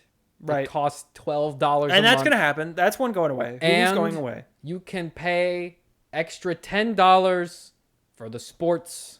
I agree with you. And it'll be just like cable, but it'll at least be understandable. I think instead of 15 different services, these things all just need to be tiered. Yeah. I just think they need to be tiered. Like, and we can go back to the work Jiffy Lube guy. Yeah. I There's mean, now Kevin, he's paying $150 freaking a month. Kevin over here. You go, Kevin, what'd you think of the game? He goes, I don't have the sports package. Well, They don't say that anymore. They don't say it anymore. They don't say, I don't have the sports package. They say, where is the sports? Nobody knows. Nobody can find what it. You're proposing. Where is football? What you're proposing is the cable bundle. Yes. Which is where we're going with this. That's what I'm saying. We're Just go back to that. I mean, we've been saying this for 10 years or 5 years on this podcast. This is where we're going. We're working our way back into a cable bundle because there situation. was a point in time where it was better because on-demand television was new, and this is, even to this day, really the only way to do it. A la carte. I will still say that is objectively a better experience than like, oh, I hope I'm at home at 7 p.m. Central Time to watch the new episode of the one of the 3 shows I like. NCIS. And if I miss it, I don't know what's going on for the next happened to Tony 4 and months Sava? because I missed an episode and I don't have a DVR, right? Because I live in 1998. That is obviously worse, Yeah. right? But also, no one's going to watch anything if no one knows where anything is. No, what they will do is they will go on their phone and scroll TikTok. Yes, they just go to for TikTok. 2 hours. Because TikTok... And they won't even notice that 2 hours passed. TikTok is just, here's stuff. Yeah. No Here's thought. some stuff for You know what you. no one ever does on TikTok? You don't want to do Look for anything. Yeah, you don't want to... It'll just eventually show it to you. There you go. Yeah. And you know what? TikTok, it'll figure out, oh, you know what? Henry is 50 and works at Jiffy Lube, and he likes football. Here's your football Jiffy Lube guy. Football and Jiffy Lube related content. Yes, it'll just learn and give it to you, and you don't have to go to a different app. Yeah. No, these things will merge. I think Disney eventually will just have the Disney streaming service. It'll be $50, $60 a month, and it'll have all the Disney Plus, Hulu, ESPN Select, Mickey Mouse Deluxe content, whatever they have. Yes, that's Warner- what they should do. HBO Max is going to stay separate because HBO is its own defined brand. You know what Netflix? Peacock- You know what Netflix doesn't have? What's that? A different Netflix with other things on it. Netflix and Prime Video are going to just stay as they are. Yeah. If anything, they'll eat Some of these Paramount other Plus ones. or Yeah. Peacock or Apple TV. Some of these other smaller ones. And then you have all of the ad-supported cheapo services like Tubi. Those will always be around because they're Tubi, free to Gooby, run. Fubi, Yeah. Howdy, Wowdy. If it has 4 Philo. letters and it's like a nonsense word, Yeah. it's probably going to be around. If it sounds forever. Except Hulu, which was the first one. Yeah. Rest But in peace. Gooby, Schmooby, Tubi, Yeah, Blooby, and Quibi, Wooby all of these other ones will be around always. because they're in cheap. some They don't form. cost anything Yeah. to maintain. Anyway, that's all of the various cable bundle describing we are going to do today. Sam, do you have anything else? Do you want to do a last minute news check Yeah, before we you know go? Channing Tatum. I'm aware of Channing's Tatum's. You know Demon Slayer. I know of it. Well, what if I told you Demon Slayer Infinity Castle, Okay. which is their big finale. The big final Is that the end of the thing. show? Yeah, it's going to be a movie. It's the big end of the show. They've Okay. been hyping it up for a while. Channing Tatum's in it. Okay. So that's, that's something. He's Cool. in that. Good for him. What else we got here? Max Minghella in talks to be in Clayface. Okay, well, he's not playing Clayface because we already know he's playing him. Yeah, so maybe he'll be some other guy. Cop agent. Cop guy, who knows? Great. Love that. Crunchyroll struck a deal with Delta Airlines to allow passengers to watch their catalog on airplanes. Good for Delta Airlines It's customers? going to include 50,000 episodes of various different series Okay. and movies. Remember when Crunchyroll was on HBO Max? And they took it off because Crunchyroll was bought by Sony and they became their own service and everyone Was hates it on them. HBO Max? It used to be. Yeah. I don't remember that. It was a while ago. Because they left and did their own thing. And Well, because they were their own company. And Yeah, then, they got bought by Sony. Originally, they were a piracy site. yeah. And they just got big enough that they were like, we'll just become a real company now. Yeah. And then they were their own thing for a while. They started making original programming. Everyone hated it because it was terrible. And then Sony was like, yeah, we'll just buy it. Well, sure, why not? And now it just kind of sucks and no one uses it. Very cool. And that's anything That's else? great. Any real news stories pop up? It's Chris Hemsworth's birthday. Hey, happy birthday, Chris. Oh, there is another story Oh, what's that? that happened earlier this week. A certain Superman actor made some choices. He did some things. Oh! Uh, Actor is a strong word. former actor. Former actor. And John Leguizamo is not happy. Good about- for John Leguizamo. Yeah. Why? Like, if you presumably he could get a job acting No. in something. No. No, this is his only option. He's done a lot of direct to DVD So I guess Christian for those of you films. who don't know, Dean Cain Dean Cain joined ICE. joined ICE. I don't know to what capacity. I don't know if he's I think he said he's doing officer, raids. I or think if he's just a he's guy. like a guy in the chair type of guy. I don't really know what. I don't his think thing he's got is. any computer skills. But How old is Dean Cain? I He's don't like know. 60, right? Well, they removed the age yeah, requirement. you can be an so it 80-year-old doesn't man really and be in matter. ICE, which Okay. I don't know what you're contributing at that point, but sure. I mean, you could be a guy in the chair, I guess. Could get in the chair, but you're not doing anything in the chair. Oh, he's 60. He's Yeah. 59. He's exactly 59. All right. Whatever. Dean Cain. All right. Whatever. Yeah, bro. I don't know. That's not really even. You know what? I've Sure, never buddy. cared about anything Dean Cain's ever done, Whatever- and I will whatever continue Dean to Cain. not care about what anything Dean Cain That's does. what you got to do. That's what you had to do, I guess. In the words of South Park, it's a job you can have. Strangers marketing is still going. They're doing A that. dumb brand. All right. Yeah, I think that's That's about it. everybody. That's it, everybody. We will see you next week for whatever news comes out. Hopefully, it's better than a bunch of various percentages and streaming service contracts. Yeah, we'll see what happens. Bye bye. Bye bye.